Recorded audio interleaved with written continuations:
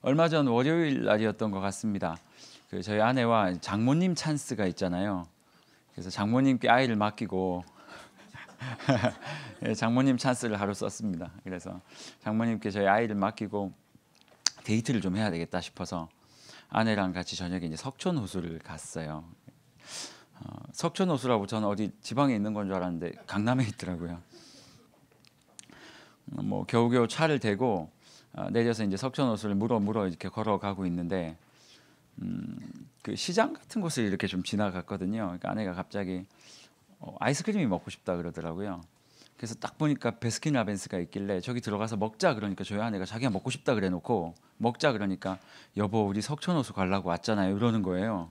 자기가 먹자 그래놓고 되게 막 기분이 좀 별로 안 좋아가지고 뭐 별일 아닌데 그 일 딱 겪으면서 무슨 생각을 했냐면 저희 아내는 이제 사실은 아이스크림도 먹고 싶었지만 저희 아내의 목적은 석촌호수 저와 함께 도는 거였어요.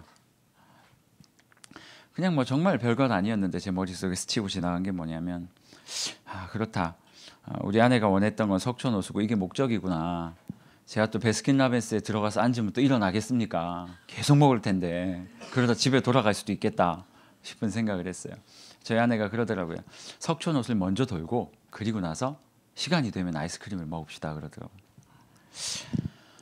오늘 우리가 살펴볼 에베소서는 처음에는 하나님을 향해서 잘 시작했던 성도들이었는데 어느 정도 시간이 지난 다음에 하나님께서 주신 목적도 사명도 다 잃어버리고 세상에서 그냥 희미해진 가치관을 따라서 세상에 온갖 눈이 팔려가지고 하나님께서 원하셨던 삶을 살아드리지 못했던 성도들을 향해서 사도 바울이 편지 쓴 게 바로 에베소서입니다.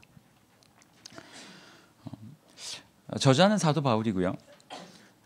사도 바울이 언제 썼냐면 그 로마 감옥에 투옥되어 있을 때 썼는데요.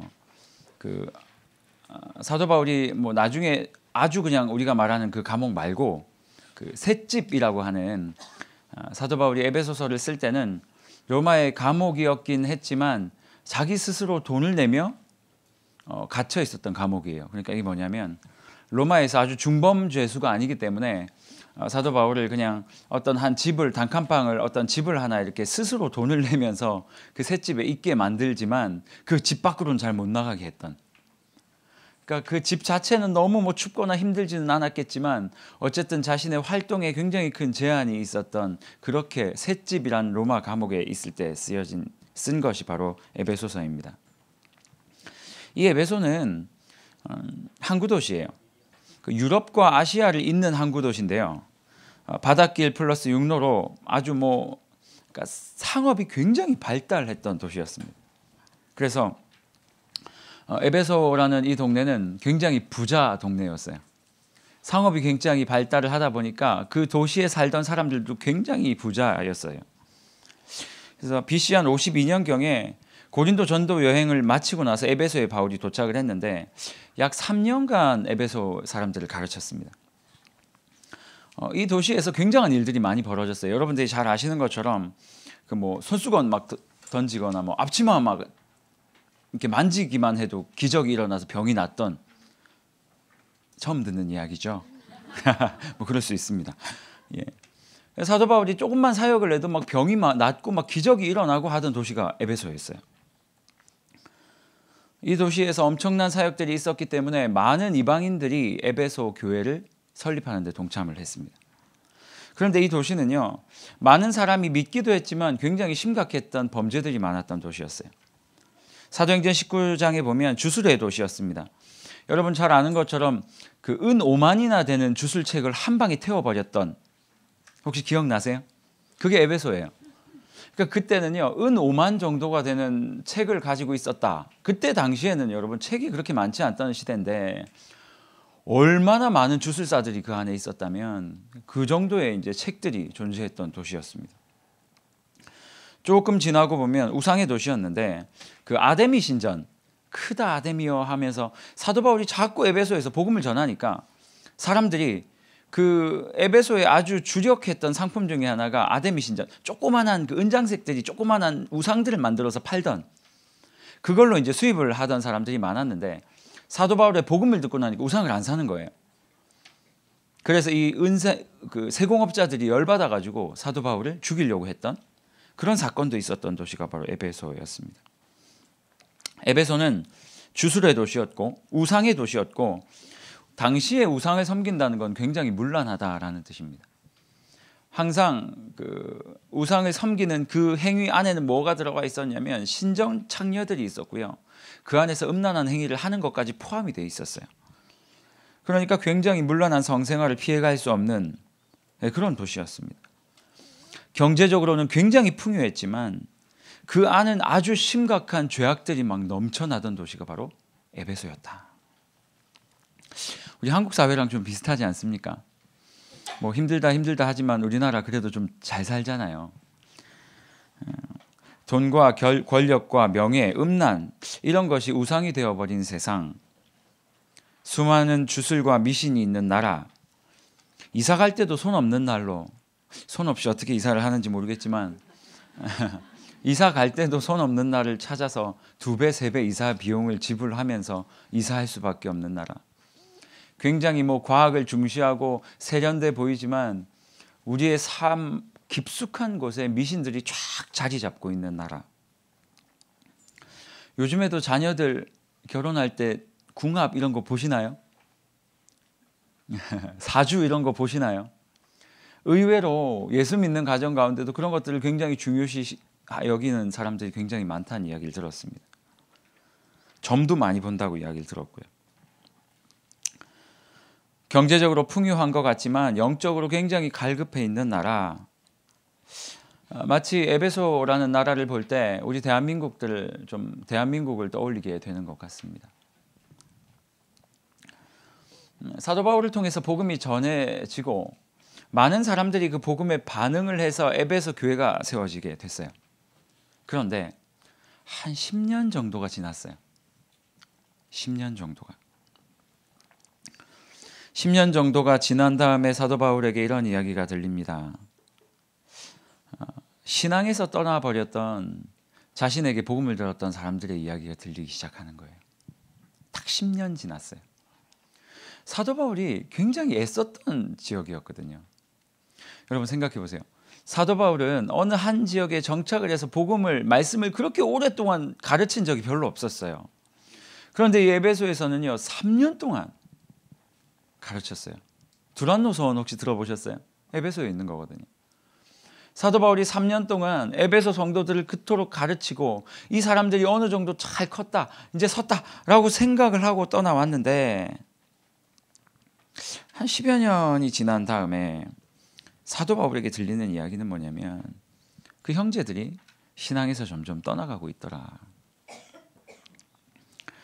계시록 2장 4절에 보면 이런 말이 있습니다. 에베소 교회에 하나님께서 이제 요한을 통해서 준 이야기인데요. 너희는 첫사랑을 버렸다.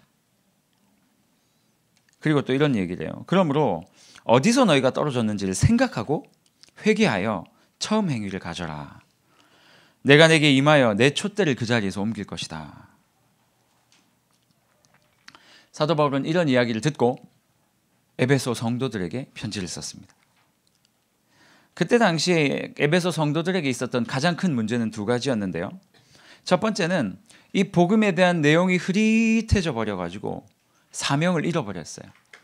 사도 바울이 가르쳤던 그 이야기들이 흐릿해지고 자기가 원래 가지고 있었던 그 삶의 패턴이 다시 자기의 삶에 침투해 들어옴에 따라서 복음을 내어 던지고 다시 원래대로 돌아가려는 그 관성에 따라서 원래대로 돌아가려고 했던 그 마음 때문에 사명을 잃었던 한 가지 문제.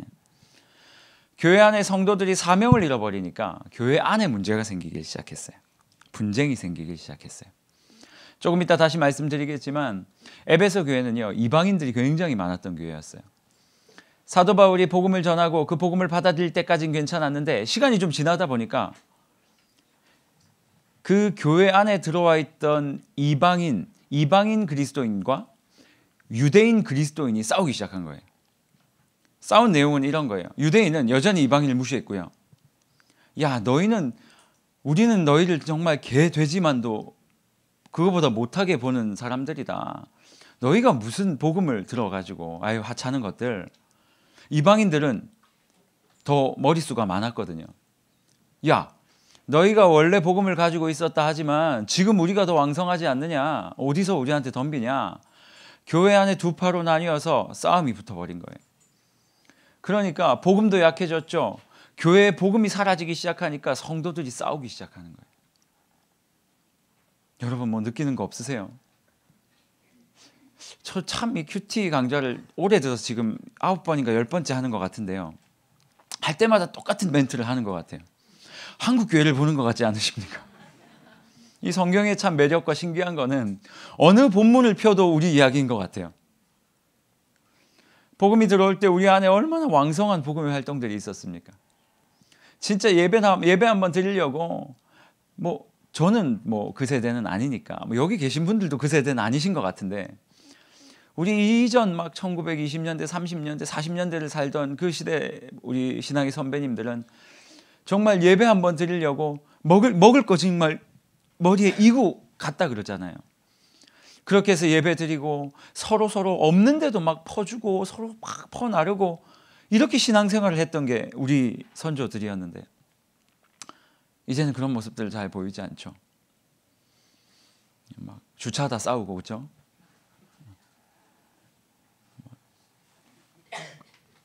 아무튼 그래요. 저희 고구마를 했는데 고구마 이제 사이즈 때문에 이야기가 나오고요. 물론 저희 교회 성도님 아니시겠지만 이거 보시면 안 되는데 그런 이야기를 들었습니다. 약간의 불편함이 우리가 하나님 앞에 나와 신앙생활 하는 것들을 방해할 수 있는 시대가 되어버렸어요. 불편함이 방해할 수 있는. 우리 목사님 늘 불편의 영성 이런 것도 이야기를 하셨는데 우리 안에 복음에 대한 내용이 흐릿해지면 비본질적인 것 때문에 싸우기 시작해요. 그게 에베소 교회의 상황이었고 또 우리의 상황이 아닐지 한번 생각해 봅니다. 사도 바울은 이러한 성도들에게 이제 이렇게 얘기를 하는 거예요. 세상의 풍조에 휩쓸려 사명을 잃어버리고 그들에게 다시 한번 그렇게 살아가는 성도들에게 무엇을 이야기하냐면 하나님께서 이 땅에 교회를 세우시고 우리를 불러주신 그 목적 하나님의 뜻이 뭔지를 아느냐. 가끔 그 다툼이 있는 청년들이 저를 찾아와서 신방을 요청하는 경우가 있습니다. 참 신기한 건 뭐냐면요. 목사에게 찾아올 때는 중재를 원하고 찾아오거든요. 근데 참 안타까운 건 뭐냐면 같이 찾아오면 중재를 하겠는데 따로 찾아오는 거예요. 그럼 제가 할 말이 없어요. 제가 뭐라고 말해요. 그러니까 따로 위로를 해드리죠. 그럼 나중에 이제 그게 문제가 될 때가 있어요. 목사님이 내 말에 맞다 그랬다. 아니다, 내 말에 맞다 그랬다. 야, 도대체 성도들 안에서 있는 다툼과 분쟁을 어떻게 중재해야 될 것인가. 제가 고민하다가 결정 내린 게 하나가 있어요. 이건 이런 중재로 안 되는구나. 이분들이 다시 복음 앞에서 이깟 일이 우리에 있어서 싸움이 될 만하지 않게 이게 우리의 싸움거리가 아닐 수 있도록 하나님의 말씀을 전하는 게 더 중요하겠다라는 생각을 했습니다. 그래서 더 열심히 말씀을 전해야 되겠구나. 첫 번째 사도 바울이 뭐라고 이야기를 하냐면요. 성경은 참 신기해요. 항상 아주 교리와 같은 아주 원론적인 이야기를 하고 나면 그 뒤에 어떤 이야기를 하냐면 실질적인 이야기를 하는 게 되게 많거든요. 로마서도 그렇고 레위기도 그렇고 다 그래요. 에베소서도 마찬가지예요. 1장에서 3장까지는 교회가 어떤 것인지 하나님께서 우리에게 주신 사명이 뭔지 막 그런 이야기들을 아주 본질적인 이야기들을 쭉 하다가 4장에서 6장까지는 그러면 그러한 교회 안에 살아가는 성도들이 어떤 삶을 살아가야 하는지 아주 구체적인 이야기가 쫙 나와요. 1장에서 3장까지 여러분이 들으셔야 할 내용은 뭐냐면 교회가 뭐냐?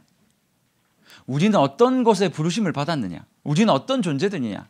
이런 이야기에 좀 집중해서 들으시고요. 4장에서 6장까지는 그럼 그렇게 부르심 받은 우리가 어떤 삶을 살아가야 하느냐에 좀 집중해서 이야기를 좀 들으셨으면 좋겠습니다. 1장 1절입니다. 1장에서 3장까지는 교리에 대한 이야기, 새 인류라는 이야기를 하고 있는데요. 여러분 에베소서를 여러분께서 들으실 때 머릿속에 또 유념하셔야 될 거 하나가 뭐냐면 하나님께서 이 세상 가운데 우리를 통해서 우리를 통해서 어떻게 주님의 복음을 흘려가게 하겠는가?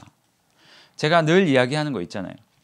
아담과 하와가 창세기 3장에서 죄를 짓고 나서 하나님 앞에 혼도 났지만 예수를 보내주겠다고 한 복음의 약속을 받았거든요. 이 예수께서 태어나신 게 마태복음이잖아요. 복음서에서 이제 나오시잖아요. 하나님께서는요, 죄 지은 인류를 다시 한번 구원하시기 위해서 예수님을 통해서 구원하시기 위해서 예수를 보내시기 위해서 아주 거대한 큰 그림을 그리세요. 하나님께서 그 큰 그림을 그리시고 예수께서 그 큰 그림의 열쇠 역할로 이 땅에 내려오신단 말이에요. 그리고 성령께서 그 예수께서 하신 십자가의 복음의 사역을 우리에게 적용시키시잖아요. 에베소서에서 계속 이야기하는 게 뭐냐면 하나님의 이 큰 그림 중에 너희가 지금 어디에 와 있냐라는 거예요. 하나님께서는 예수 그리스도를 이 땅에 보내시고 그 예수 그리스도를 통해서 무엇을 우리에게 선물해 주셨냐면 교회를 선물해 주셨어요.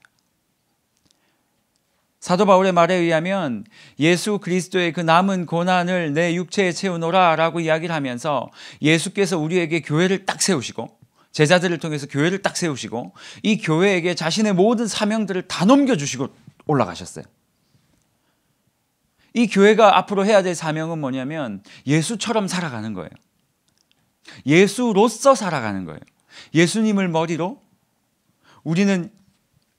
이 교회는 예수 그리스도의 몸뚱이로 그 역할을 감당하게 하기 위해서 이 땅에 교회를 보내주셨는데 이 에베소 성도들이 이거를 망각해 버린 거예요. 복음을 전하기 위해서 교회가 유지될 수 있도록 애를 써야 하는데 그 모든 것들을 다 망각해 버리고 그 안에서 막 싸움을 하고 있더라. 1장 1절에 보니까 사도 바울이 이런 말을 하고 있어요. 1장 1절. 하나님의 뜻으로 부름받은 나 바울은 하나님의 뜻으로 말미암아 그리스도 예수의 사도된 바울은 사도 바울이 이 에베소 성도들에게 처음으로 한 이야기가 뭐냐면요. 내가 하나님의 뜻으로 부름받았다. 내가 하나님의 뜻으로 부름받았다. 여러분, 지금 사도 바울 어디에 있다고 제가 이야기를 했죠? 로마에 있는 게 아니고요. 그냥 로마에 있다 그러면 이제 여행을 가거나 콜로세움 구경 가거나 이렇게 얘기를 할 수 있으니까 로마의 감옥에 있는 상태예요. 자기가 사도인데 지금 로마의 감옥에 붙잡혀 있는 상태. 괜히 젊었을 때 예수 잘못 믿어가지고 온갖 핍박 다 당하고요. 가족 잃고요. 몸 다 버리고요. 이제는 감옥에 갇혀 있는 신세가 되었던 그가 뭐라고 말하냐면 지금 내가 감옥에 있지만 사도로서 살아가는 이 삶, 나의 이 모든 인생이 바로 하나님의 뜻 안에 있는 것이다 라고 말하고 있는 거예요. 사도 바울은요 전혀 원망 쪽 아니에요. 여러분 이런 거예요. 하나님의 뜻 안에 있어가지고 힘들어 죽겠다 이런 원망 쪽으로 말하는 게 아니라 에베소 성도들에게 나 지금 감옥에 잡혀 있지만 내가 사도로 부름을 받았는데 이게 다 하나님의 뜻 안에 있는 거다. 지금 사도 바울은 자신의 인생을 철저하게 하나님의 뜻이라는 관점으로 해석하고 있는 거예요. 여러분, 성도가 기본적으로 하나님의 뜻이라는 이 관점을 잃어버리게 되면 사실 성도로 살기가 쉽지가 않습니다. 사도 바울은 지금 철저하게 에베소 성도들에게 하나님의 뜻 안에서 네 삶을 다시 해석해라라고 말하고 있는데 예를 한번 들어보세요. 아무튼 결혼들 다 하셨을 텐데 하나님의 뜻 안에서 만난 거잖아요. 그렇죠? 예를 들어서 하나님의 뜻이라는 관점을 싹 빼고 이렇게 잘못 만났다. 나는 진짜 좋은 사람인 줄 알고 결혼을 했는데 알고 보니 이상한 사람인 거예요. 그럼 이제 그때부터 힘들어지기 시작하는 거예요. 우리의 인생이 하나님의 큰 계획 안에 속해 있다라는 이 관점을 버리게 되면 여러분이 살아가는 인생을 사사건건 하나님의 저주 아래 있다고 생각될 수밖에 없는 거예요. 내가 이 선택을 했는데 이 삶을 내가 살기 위해서 이 걸음을 걷고 있는데 내가 선택한 것들이 다 엉망인 거예요.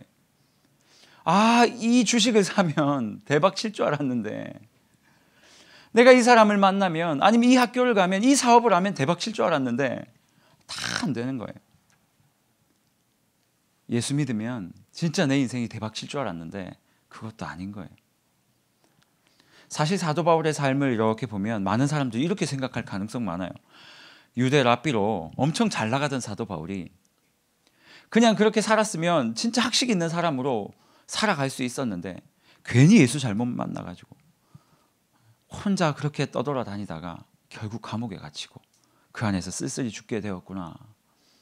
하지만 사도 바울은 자신의 인생을 절대 이렇게 생각하지 않았어요.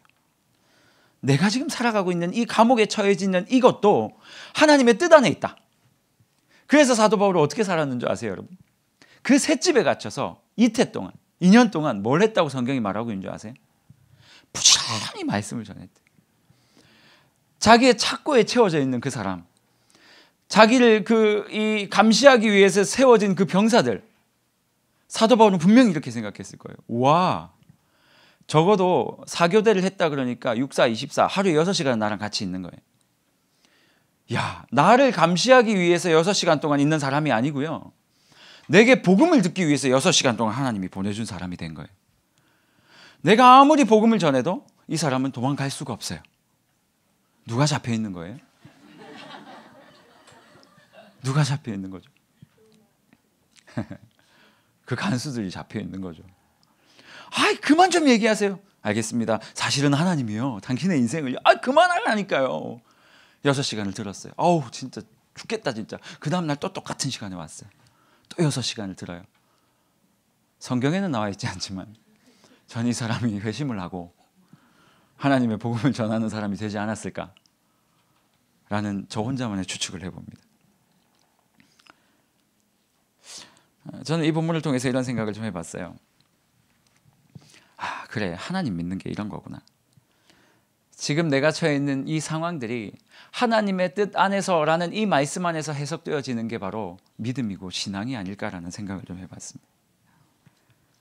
여러분, 믿음이 내가 원하는 거 주실 기대 가지고 있는 그거 믿음 아니고요, 우리의 삶의 결론이 하나님 안에 있음을 믿고 지금 나의 삶 가운데 하나님의 뜻을 발견하고 걸어가는 거 있잖아요. 사도 바울의 딱 삶은 그랬을 거예요. 지나가다가 누가 툭 때리면 이것도 하나님의 은혜 가운데 있는 것이구나. 아니, 로마로 가는 배 안에서 유라굴로 광풍을 만났어요. 우리 얼마 전에 우리 목사님 설교 들으셨잖아요. 근데도 사도 바울이 하나도 두려워하지 않아요. 왜요? 하나님의 손 안에 있는 걸 다 알았거든요.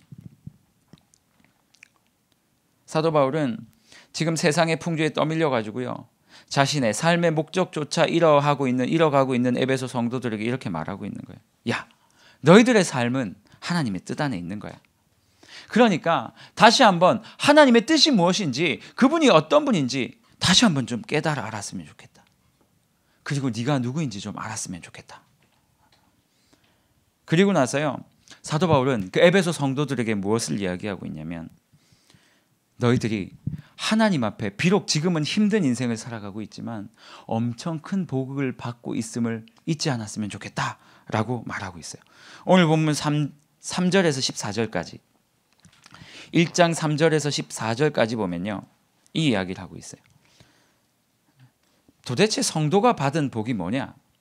그리고 하나님께서 그 복을 주신 이유가 뭐냐?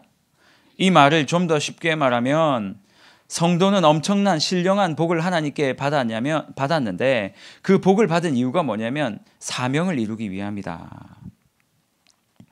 에베소서는 철저하게 하나님의 성도들에게 너희들의 삶의 자리가 무엇인지를 친절하게 설명을 해주고 있는 거예요. 지금 에베소 성도들이 막 힘들다 보니까, 너무 어렵다 보니까 하나님 앞에 이 살아가는 것 자체가 너무 힘든 거예요. 그러니까 자꾸 세상으로 지금 가고 있거든요. 그러니까 이 사람들이 하나님께 복 받기는 원하는데 그 복을 다른 것으로 자꾸 오해하고 있었던 것 같아요. 사도 바울은 그 성도들에게 무엇을 말하고 있냐면, 너희가 진짜 받은 복이 뭔지 아냐? 라고 묻는 거예요. 여러분, 성도가 받은 복이 뭐라고 생각하십니까? 네? 예수님 믿는 거. 그렇죠. 맞아요. 예수님 믿는 거. 여러분, 혹시 이 가운데 성도의 복이 돈 많이 벌고 좋은 아파트 사고 좋은 학교 가고 이런 것들을 여전히 성도의 복이라고 생각하는 분 계십니까? 표정들이 왜 그러세요? 그거 맞잖아요. 막 이런 표정들. 아니라고 말 못할 것 같아. 아니 저는 뭐 그것도 복일 수 있다고 생각합니다. 저는 뭐 너무 우리가 이렇게 뭐 금욕주의자도 아니고 뭐 성도들이 맨날 지지리 궁색으로 사는 것만 성도의 삶이라고 저는 생각하지 않거든요. 그런데 이 생각들을 너무 그쪽으로만 치우치면 문제가 있다. 오늘 사도 바울은 이렇게 말하고 있어요. 성도가 받은 복을 세 가지를 말하고 있어요. 3절에서 4절. 첫 번째, 하나님께서 우리를 예정하여 주시고 택하여 주신 것. 이게 바로 너희가 받은 복이다. 두 번째, 7절. 예수 통해서 너희가 속죄함 받은 거. 이게 너희가 받은 복이다. 세 번째, 성령을 통해 확신을 얻은 거. 인치심을 딱 받은 거. 이게 너희가 받은 복이다. 여러분, 바울은 지금 뭐라고 말하고 있냐면요. 너희의 이 시각을 좀 바꿔야 된다라는 거예요. 시각을 바꿔야 된다. 우리가 복을 받았는데, 우리가 받은 복이 있는데, 그게 뭐냐면 세상에서 어떤 것들을 추구하는 것들을 원하고 어떤 것들을 획득하고 취하는 것이 아니라 하나님 앞에 이미 구원받은 것 자체가 최고의 복이라는 거예요. 그런데 성도들이 이것들을 잊고 산다라는 거죠. 참 저도 그렇고 우리의 시각이 참 바울과 좀 다른 것 같아요. 우리는 뭔가 좀 가시적이고 물질적인 얻음을 좀 많이 원하는 것 같아요. 눈앞에 보이는 거 있잖아요. 내가 기도했을 때 어떤 것들이 현상이 딱 일어나야 응답 받았다. 응답에는 여러 가지 응답이 있다라고 많이 배우셨잖아요. 하나님이 안 돼 이것도 응답이라고 얘기하셨는데 그냥 내가 원하는 대로 주어졌을 때 응답 받았다, 복 받았다 라고 생각되어지는 게 되게 많은 것 같아요. 온통 세상에서 말하는 그 자극적인 복들 있잖아요. 기도하면 돈 들어오고, 기도하면 다 치유되고, 기도하면 이런 것들. 근데 사도 바울은 그게 아니다라고 말하고 있는 거예요. 이미 신령한 복을 받았는데 그들은 우상 숭배하고 음란함, 주술적인 신비, 체험 이런 것들이 현혹되어 가지고 지금 내가 가지고 있는 것이 은혜임을 망각하고 그냥 살고 있더라라는 거예요.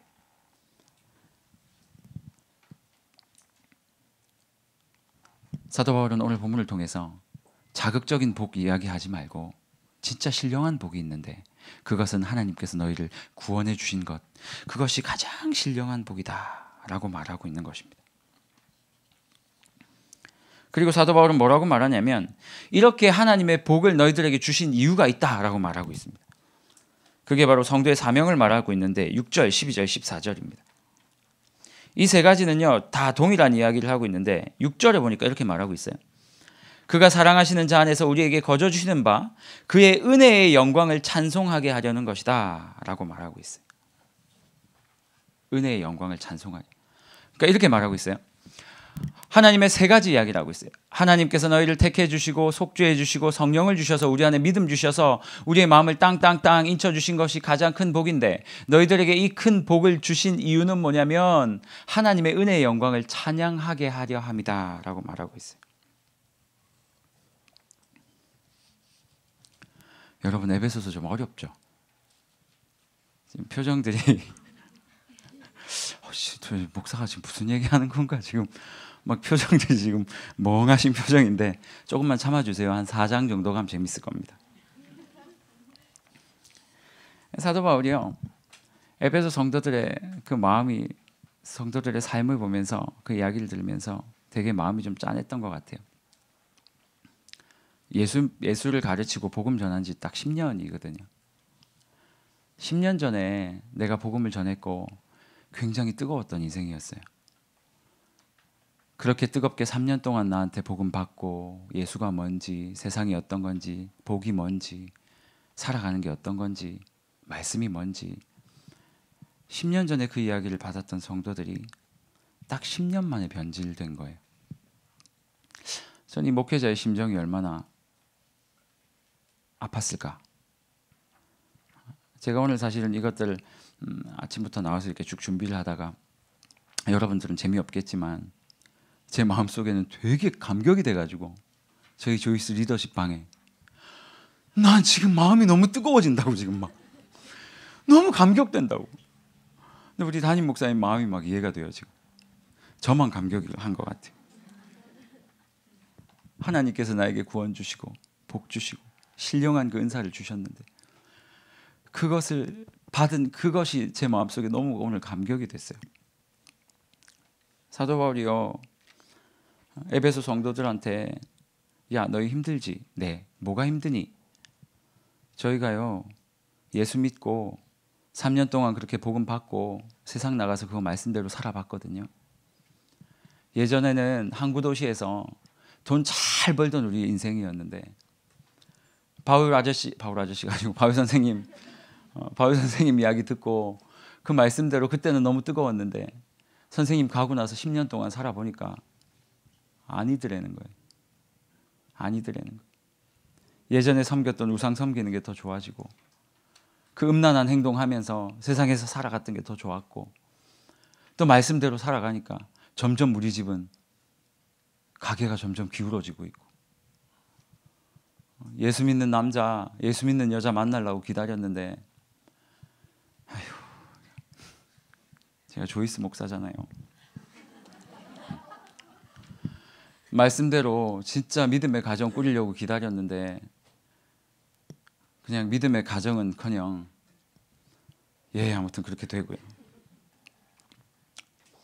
이렇게 살고 있던 그 성도들에게 사도 바울이 다시 한번 내가 옛날에 가르쳤던 그 복음을 가르치고 있는 거예요. 야, 너희가 힘든 거 알겠는데 너희 마음이 어려운 거 알겠는데 첫사랑을 좀 회복하면 어떻겠냐. 내가 너희한테 가르쳤던 거 혹시 다 잊었냐. 너희 현실에 주어지는 어떤 것이 아니라 하나님께서 너한테 주셨던 그 복음의 감격 말이야. 처음 예수 믿을 때 그 감격 말이야. 그 감격이 좀 회복됐으면 좋겠어. 제가 26인가 정도 됐을 때 이제 신학을 하겠다고 결심을 했거든요. 좀 더우시죠? 덥죠? 에어컨 못 틀죠? 네, 바뀐 걸 제가 알고 있거든요. 저만 좀 벗도록 하겠습니다. 죄송합니다. 제가 26살, 7살 정도 될 때 주님 앞에 회심을 다시 했어요. 그러니까 뭐 회심을 한다기보다도 그 전에도 이제 예수를 믿었는데 그거 트시면 에어컨 아니고 따뜻한 바람 나올 겁니다. 예, 지금 다 바뀌어가지고 그렇게 해서 결혼이 아니고 목사가 되어야겠다 결심을 하고 나서 진짜 하나님 앞에 뜨거웠던 시절들이 있었어요. 말씀을 공부하러 갔는데 로마서를 공부할 때 그 부산에 있는 한 조그마한 교회 목사님이셨는데 성경을 정말 잘 가르치셨어요. 제가 그 목사님 강의를 진짜 하루에 막 10시간씩 들었어요. 그때는 이제 테이프였거든요. 테이프 늘어날 때까지 진짜 아마 너무 은혜가 돼가지고 고시원에 막 들어가가지고 그 목사님 말씀 막 10시간씩 듣고 막 책 사보고 막 하면서 막 혼자 이제 신학생도 아니었는데 혼자 공부를 막 한 거예요. 그러면서 너무 뜨거웠던 시절들이 있었는데 어느 날 로마서를 보면서 제가 로마서를 딱 읽는데 1장 전 인류가 다 죄인이고 유대인도 죄인이고 헬라인도 죄인이고 이방인이 죄인이고 유대인 죄인이고 다 죄인이다 이런 이야기를 하는데 1, 2, 3장을 보면서 그 죄인이라는 말이요 제 가슴 속에 확 들어오는 거예요. 그때부터 제가 정말 이런 표현 좀 죄송한데 진짜 쓰레기같이 보이는 거예요. 그때부터 안 되겠다 싶어가지고 여름이었는데 그 여름에 이 형제들이 시험 들 게 많잖아요. 그때는 이제 막 혈기왕성한 나이니까 시험 들지 않으리라 막 걸어갈 때도 그때는 안경을 쓰고 있었는데 라식 수술하기 전이었어요. 라식 수술하고 되게 욕 많이 먹었어요. 못생겨졌다고. 안경 끼지 막 그래가지고 이거 빼고 막 잘 안 보이는 눈을 가지고 막 걸어갔던 적도 있었고 어떤 때는요 일부러 막 이렇게 뜨고 걸어가기도 했어요. 지나가는 여인들을 신경 쓰지 않으리라 막 26, 27, 막 25 이럴 때 얼마나 혈기왕성했겠어요. 버스를 타면 귀만 쫑긋 세웠어요. 눈을 감고 그 정류장입니다 할 때까지 탁 기다리고 있다가 그 정류장이 되면 눈을 뜨고 내리고 왜냐하면 제 자신이 너무 더럽게 보이는 거예요. 진짜 내가 죄인이구나. 어떤 죄도 내가 빠지지 않으리. 오래 가지 않았지만 그때 당시에 하나님을 만나고 너무 뜨겁게 막 그렇게 기도하며 살았던 그 시간들이 한 2년, 3년 됐던 것 같아요. 그리고 나서 좀 시간이 지나고 나니까 이제 전도사가 되고 강도사가 되고 목사가 되고 하다 보니까 희한하게요, 목회하는 스킬만 느는 거예요.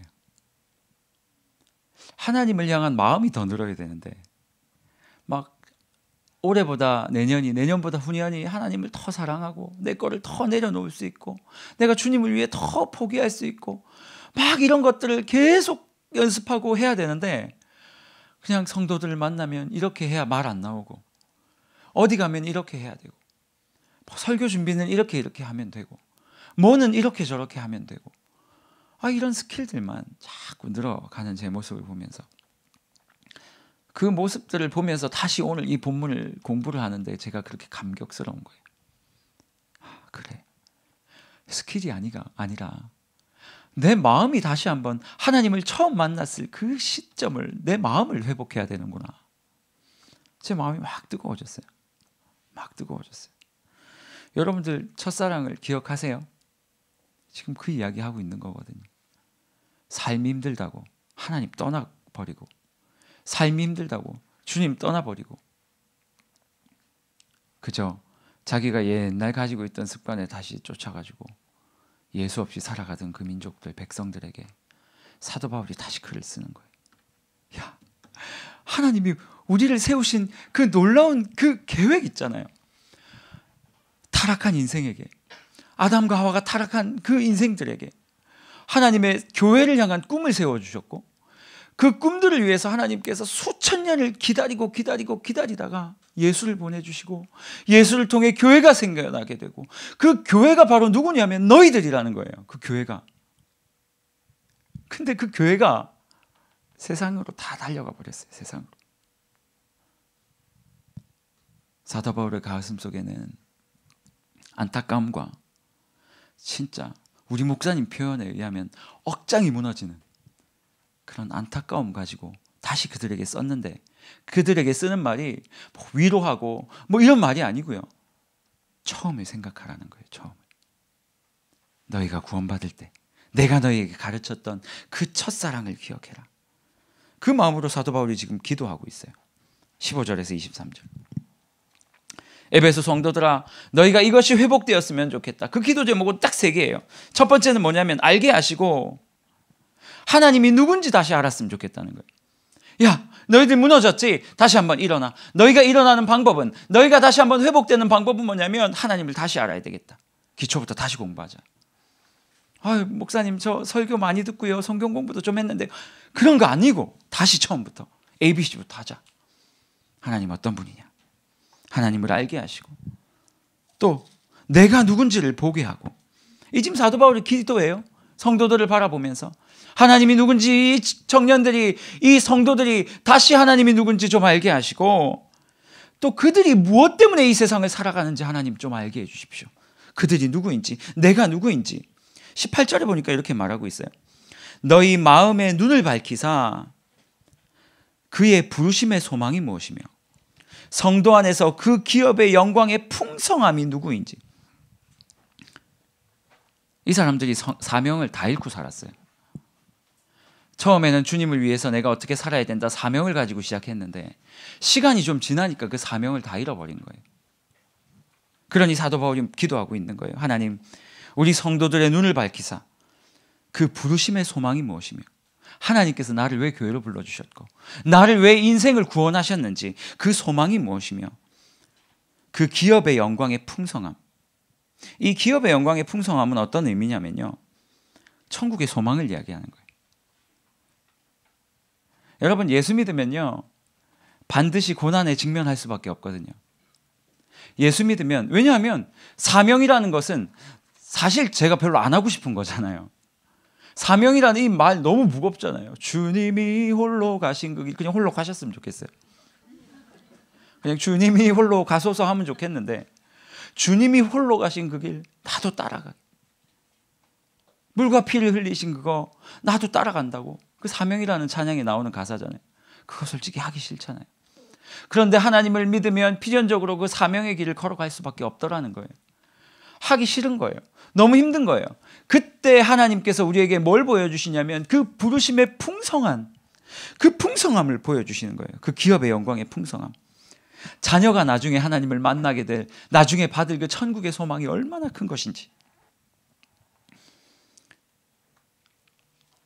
사도 바울은 이것을 설명한 다음에 우리 성도들이 그 뜻을 이루게 하실 능력이 얼마나 큰지 하나님을 믿게 하여 달라고 세 가지 딱 기도했어요.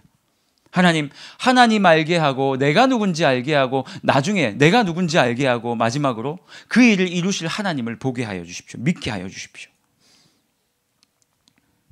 성도들이 하나님도 모르고 자기가 누군지도 모르고 자기 손에 얼마나 큰 능력이 있는지도 모른 채 그냥 살아가더라는 거예요.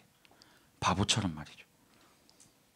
그냥 세상에서 한마디 툭 하면 막 죽을 것처럼 막 이렇게 막 움츠려들고 벌벌 떨면서 그렇게 자기가 누구인지도 모르면서 사는 거예요. 하나님은 우리에게 엄청난 권세와 능력을 허락하여 주셨는데 자기가 누군지도 모르고 세상에서 그렇게 벌벌벌 떨면서 살아가는 성도들에게 사도 바울이 그렇게 기도하는 거예요. 하나님, 다시 한번 이 인생들이 하나님이 누군지, 우리 안에 하나님이 있고 사명이 있고 천국의 소망이 있는 것을 다시 한번 깨달아 알게 해달라고 기도하고 있는 거예요. 2장으로 넘어갈게요. 하나님께서는요, 하나님의 뜻을 이루기 위해서 이 땅에 교회라는 것을 선택해 주셨어요. 하나님의 뜻을 이루기 위한 두 가지 통로가 있는데 그것이 뭐냐면 하나는 여러분 자신이고요. 개인이고요. 또 하나는 이 땅에 우리가 다니고 있는 이런 교회를 통해서 자신의 뜻을 이루기 위해서 두 가지 공동체를 허락하여 주셨습니다. 첫 번째, 하나님께서 우리 개인을 구원하여 주셨다. 도대체 하나님께서 우리를 구원하여 주셨다는 게 어떤 상태에서 우리를 구원하여 주셨는가? 2장 1절에서 3절에 보니까 이렇게 말하고 있어요. 우리가 어떤 존재였냐면 그냥 세상 풍조를 따라 막 살고 있던 존재였고, 두 번째는 육신의 욕심에 따라, 육체의 욕심에 따라 살고 있던 존재였다. 그냥 세상의 요구가 뭔지, 사단이 우리에게 요구하는 것이 사단의 요구인지도 모르고 그냥 세상에서 말하는 것만 그냥 따라 사는 거예요. 제가 늘 이야기하는 거가 하나 있는데, 제가 어릴 때 저희 선생님 한 분이 늘 이야기하셨던 게 있어요. 중학교 때인 것 같아요. 월 500. 그때 당시에 선생님이 계속 학생들한테 너희들의 목표는 월 500이야. 월 500을 못 받으면, 못 벌면 루저가 된다. 그리고 그 월 500의 목표를 이룰 수 있는 그 플랜을 저에게 설명해 주셨어요. 월 500을 이루려면 최소한 반에서 몇 등 안에 들어야 된다. 그 몇 등 안에 들면 너희가 뭐 서울에 그 우리가 잘 아는 그 스카이 있잖아요. 그 정도 들어갈 수 있다는 거죠. 스카이를 들어가고 나면, 스카이 졸업하고 나면 또 우리가 좋아하는 그 S자로 시작하는 그런 기업들 있잖아요.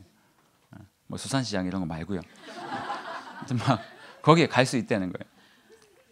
그래서 월 500이 저희들의 목표였어요. 인생의 목표. 그래서 그게 여러분 그때 당시에는 좋은 건지 나쁜 건지도 몰랐어요. 선생님이 월 500 하니까 우리가 그냥 아멘 하고 받았던 거예요. 월 500을 위해서 달렸어요. 근데 저는 이미 대학 때부터 루저가 됐어요. 스카이를 못 갔으니까요. 세상에서 말하는 게 좋은 건지도 나쁜 건지도 판단할 수 없이 그냥 세상의 풍조에 휩쓸려 살았던 게 우리였다는 거예요. 그냥 타락한 본성대로. 이런 우리를 하나님께서 4절에서 6절, 하나님의 사랑이 우리를 살리셨다. 우리를 살리신 이유가 뭐냐면 7절에서 10절에 보니까 첫 번째, 복음이 흘러가게 하기 위해서 우리를 살리셨다 라고 성경은 말하고 있고요. 두 번째, 선한 일을 하게 하려고 우리를 살리셨다 라고 말하고 있는 거예요. 제가 거기다가 잘못 썼죠. 선한 말이라고 썼죠. 이런 걸 전문 용어로 오타라고 합니다. 선한 말 아니고 선한 일입니다. 하나님께서 개인을 살리셨는데, 개인을 부르셨는데 그 개인에게 주어진 두 가지가 뭐라고요? 첫 번째, 우리의 삶을 통해서 복음이 흘러가게. 두 번째, 뭘 하라고요? 선한 일을 하게. 이게 하나님께서 우리를 부르신 목적이다. 두 번째 볼까요? 하나님께서 교회를 세우셨어요. 하나님의 뜻을 이루기 위한 두 번째 수단인 교회를 세우셨는데, 이 교회는 무엇이었냐면 이 교회를 통해서도 마찬가지로 하나님의 복음이 흘러가게 하기 위해서 교회를 세우셨다는 거예요. 그런데 문제가 있었습니다. 이 교회를 세우셨는데 첫 번째 문제는 아까 에베소 성도들이 복음에서 거기서 다 떨어져 나가가지고 이 첫 번째 사명을 이루지 못했다라는 게 첫 번째 문제였고, 두 번째는 교회를 그렇게 만들어 놓으셨는데 이 교회 안에 문제가 생긴 거예요. 에베소서 2장 13에서 16절에 보니까 이렇게 말하고 있어요. 이제는 전에 멀리 있던 너희가, 이방인 그리스도인을 말하는 거예요. 이방인이었던. 14절 둘로 하나를 만드사. 15절 이 둘로 자기 안에서 한 세 사람을 지어 화평하게 하시고, 16절 이 둘을 한 몸으로 하나님과 화목하게 하려 하십니다. 하나님의 목표가 뭐냐면 유대인을 먼저 부르시고 이 유대인을 통해서 누구를 부르시는 거예요? 이방인을 부르시는 거였어요. 그런데 이게 교회가 웃긴 꼴이 된 게 뭐냐면 유대인을 부르시고 이방인을 불러서 이 사람들이 예수로 말미암아 하나가 되어서 하나님의 복음이 전파되는 거, 이게 목적인데 유대인을 통해서 이방인을 불렀는데 뒤에 들어온 이방인이 유대인을 무시한 거예요. 이 둘이 서로 싸우기 시작한 거예요. 하나님이 볼 때 기가 막힌 노릇인 거예요. 예를 들어서 이런 거예요. 저희 집에 이제 아들 예찬이가 있는데 이 아들 예찬이 말고 제가 양자를 또 드렸는데 이 양자가 들어오더니 우리 예찬이를 핍박하면서 예찬이와 양자가 서로 싸우고 있는 거예요. 저에게는 양자도 귀하고 예찬이도 귀한 거예요. 이 부모의 입장에서는 막 기가 막힐 노릇이죠. 그래서 하나님이 사도 바울을 찔러서 글을 쓰게 한 거예요. 예수께서 이 땅에 오신 것은 너희 둘이 싸우게 하려고 오신 게 아니라는 거예요. 너희 둘이 예수로 말미암아 하나로 연합해서 복음이 이 교회를 통해서 흘러가야 되는 거, 그것 때문에 너희를 만들어놨는데 지금 그렇게 싸움박질하고 있으면 어떻게 하냐. 여러분, 교회는요 하나님의 뜻을 이루기 위한 가장 중요한 공동체입니다. 하나님의 놀라운 뜻이요 이 교회를 통해서 이루어져요. 하나님께서 예수를 보내시겠다고 약속을 하신 그 약속이요 결국은 예수를 통해서 교회 안에서 이루어지고 있는 거거든요.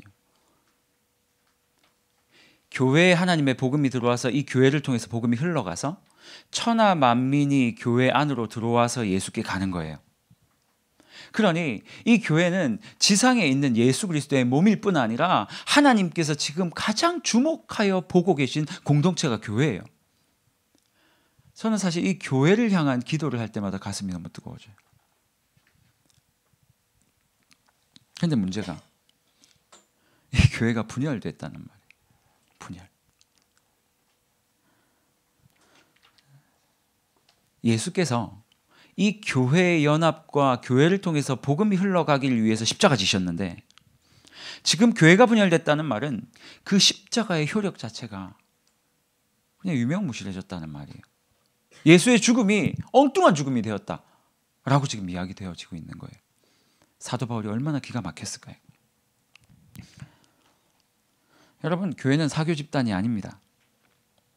예수의 십자가를 통해 완전히 다른 두 존재가 연합해가지고 한 사람을 만들었다고 이야기를 하고 있어요. 지금 여러분 이 이야기를 들으면서 항상 제가 하는 말이지만 에베소 성도들 생각하지 마세요. 그래, 그 참 에베소 참 그 인간들 내 그럴 줄 알았다 진짜. 그렇게 생각하시면 안 돼요. 이 말씀은 우리에게 주어진 말씀이에요. 하나됨, 교회의 하나됨을 위하여서 그리스도께서 십자가를 지신 거예요. 그런데 여전히 교회 안에 분열이 있다면 이것은 진짜 하나님이 슬퍼하실 만한 일이죠. 저는 교회가 사교 집단이 되지 않았으면 좋겠다는 마음이 너무 커요. 제가 주례할 때 하는 말이 항상 있습니다. 항상 하는 말이 있는데 요즘 청년들이 결혼할 때마다 왜 결혼하냐? 그러면 행복하기 위해서요 라고 이야기를 많이 해요. 행복하기 위해서. 속으로 이런 얘기를 하면 여러분들 다 웃으시겠죠. 이거 웃으시면서 해봐라 아니가. 해봐라. 행복이 아니고 결국은 항복하게 될 텐데 그렇죠. 행복하기 위해서 결혼을 한다라고 이야기를 하는 거의 대부분이거든요. 제가 주례할 때 항상 청년들에게 이야기를 해요. 그렇게 하면 망한다. 옆에 있는 저 사람이 당신의 행복을 채워줄 것이라고 착각하고 결혼하면 그 결혼은 반드시 망하게 되어 있다. 왜요? 채워줄 수가 없거든요. 어떻게 옆에 있는 사람, 저도 제 행복을 못 찾겠는데 어떻게 이 사람이 제 행복을 채워주겠어요? 결혼은 행복을 위해서 하는 것이 아니라 하나님의 언약을 이루기 위해서 하는 것이다. 제가 결혼 주례를 할 때 항상 선택하는 본문이 뭐 몇 개가 있는데 그 중에 하나가 말라기 2장 15절 본문이에요. 그 본문이 뭐냐면 하나님께서 우리를 부르셨고 우리를 결혼을 시키셨는데 우리를 결혼시키신 이유는 다른 것이 아니라 결혼을 통해서 경건한 자손을 낳게 하기 위함이다 라는 말씀이에요. 그 말라기 본문의 앞 전문맥이 어떻게 되냐면 하나님께서 이스라엘 백성을 굉장히 책망하는 이야기거든요. 그래서 결혼식 주례를 하면서 제가 책망을 하면서 시작을 해요. 죄송하다고 먼저 양해를 구하고. 두 가지 책망인데 하나는 예배가 무너졌다. 두 번째는 뭐냐면 가정이 무너졌다. 이방 여인들 데리고 와가지고 자기가 원하는 사람들하고 결혼해서 우상이 다 돌아와 버린 거예요.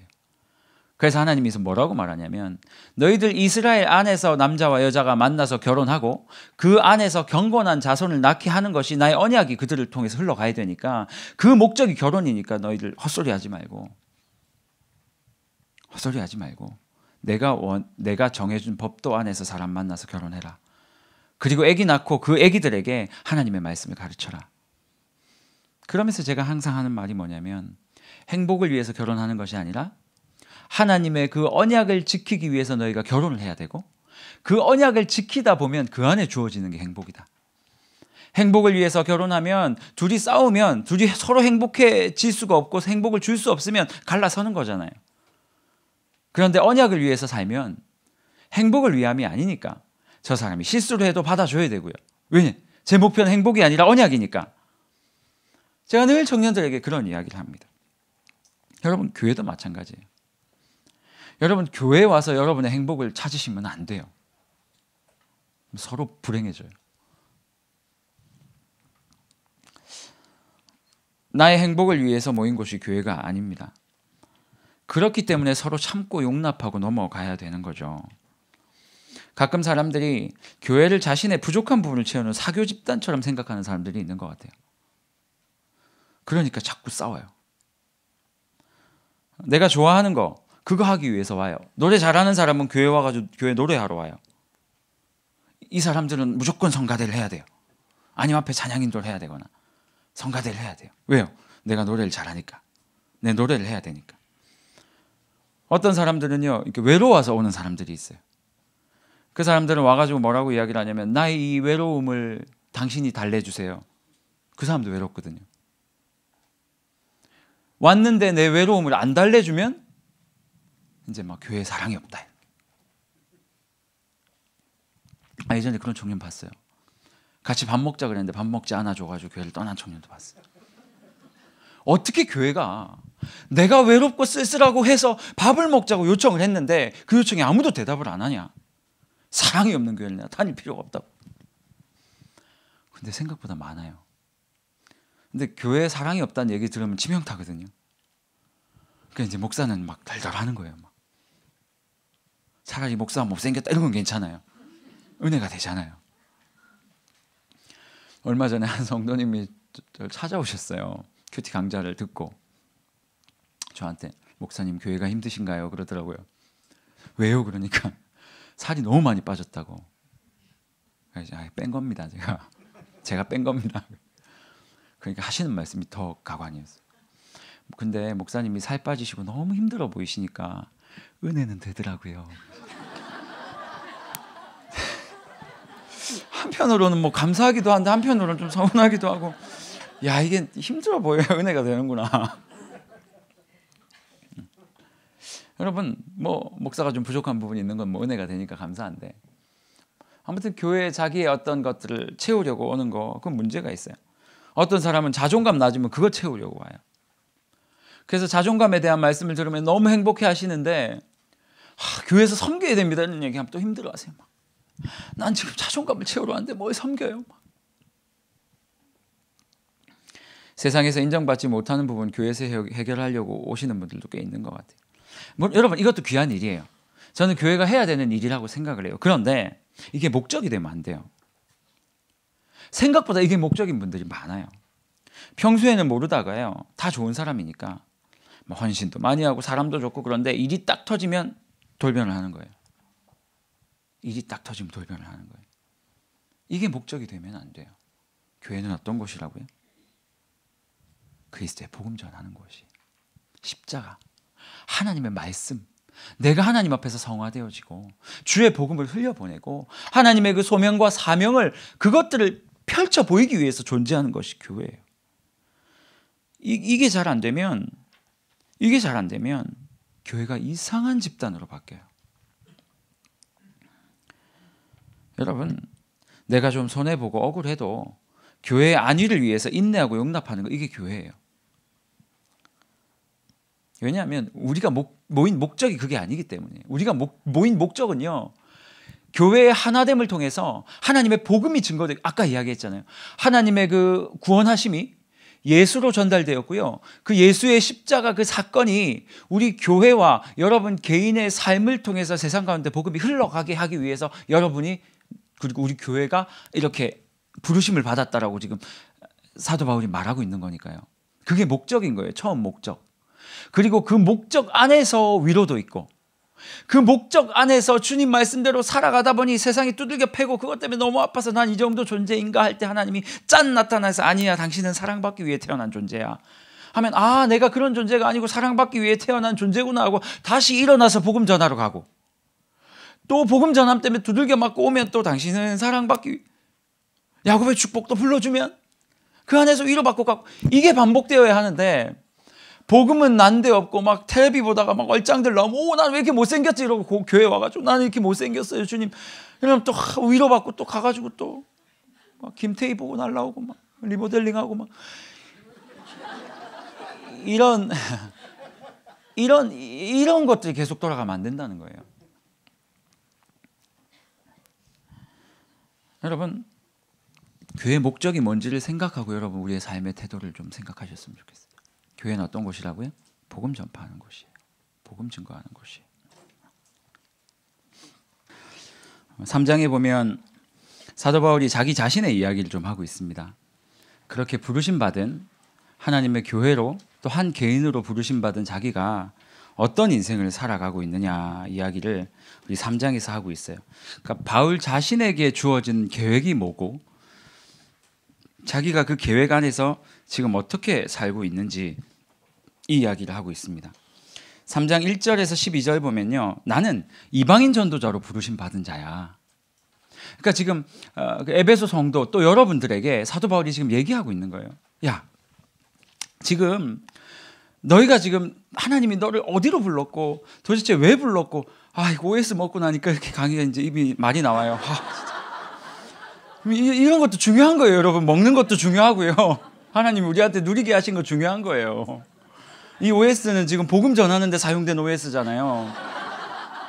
정확하게 자기의 부르심을 알고 들어온 거예요, 지금. 이제 좀 살 것 같습니다. 자, 네, 바울이 딱 얘기하는 거예요. 야, 지금 나는 너희들이 지금 하나님의 부르심을 몰라가지고 지금 그렇게 살고 있다는 거예요. 부르심만 정확하게 알면 그 부르심 안에서 살 수 있을 텐데, 하나님의 부르심을 모르니까 너희가 그렇게 살고 있는데, 예를 들어서 나 한번 봐봐. 나는 지금 이방인의 사도로 부르심을 받았어. 그래서 유대인으로 태어났고, 유대인으로 태어났는데 엄마는 헬라인이고, 그러다 보니까 또 로마인의 시민권도 갖게 되었고, 외국어도 잘하게 되었고, 공부도 많이 하게 되었는데, 내가 지금 살아간 내 세월을 뒤돌아보니까 하나님이 이 모든 것들을 다 써가지고 이방인 전도하는, 이방인의 선교사로 날 세워주셨구나. 그래서 내가 그것 때문에 이렇게 살고 있는 거야. 이 말이 1절에서 12절까지예요. 3장. 하나님의 경륜이라고 이야기를 하면서요, 7절에 보니까 이 복음을 위하여 그의 능력이 역사하시는 대로 내게 주신 하나님의 은혜의 선물을 따라서 내가 뭐가 되었다고요? 일꾼이 되었다. 사도 바울이 지금 뭐 복음을 알지 못하고, 그리고 자기의 사명도 모르고 막 세상의 풍조에 막 휩쓸려가지고 살아가는 인생들에게 너 뭐 때문에 이 땅에 보내심 받았는지 생각하라는 거예요. 나는 이렇게 해서 이방인의 사도로 부르심 받았는데 너는 어디에 부르심 받았어? 라고 묻고 있는 거예요. 여러분 어디에 부르심 받았습니까? 혹시 여기 에베소 성도들처럼 그냥 막 여기저기 그냥 이렇게 살고 있지는 않으세요? 하나님의 부르심은요, 모든 사람에게 다 있어요. 예수 믿는. 그렇다고 여러분 이렇게 생각하시면 안 돼요. 야, 오늘 목사님 얘기를 들으니까 나도 바울처럼 선교사의 부르심을 받았나? 아니에요, 여러분. 여러분 선교사 부르심 아니에요. 여러분 크고 작음의 문제가 아니고요. 하나님께서 나의 삶의 그 현장에서 부르심을 받았는데 문제는 뭐냐면 그 현장에서 내가 어떤 부르심을 받았는지를 모르고 있는 거예요. 그 말은 뭐냐면 내 옆에 복음을 모르고 살아가는 사람들이 이렇게 많은데 이 사람에게 복음 전할 생각을 못 한다는 거는요. 파악을 못 하고 있는 거예요. 자기의 삶이. 사도 바울이 나는 이런 부르심을 받았는데 이런 부르심을 받은 사람으로서 살다 보니까요. 13절이에요. 그러므로 구하노니 너희에 위해 나의 여러 환난에 대하여 낙심하지 말라. 이는 너희의 영광이다. 지금 뭐라고 있냐면요. 사도 바울이요. 지금 하나님 앞에서 그렇게 비참한 꼴로 감옥에 갇혀가지고 편지를 쓰고 있는데 무슨 편지를 쓰냐면 오히려 에베소 성도들을 위로하고 있어요. 내가 이렇게 감옥에 갇힌 거 너희들 미안하게 생각도 말고 나를 너무 불쌍하게 생각하지 마. 내가 너희의 영광 아니냐. 그리고 이 고난이 나에게 또 영광이다. 사도 바울은 이상한 사람이에요.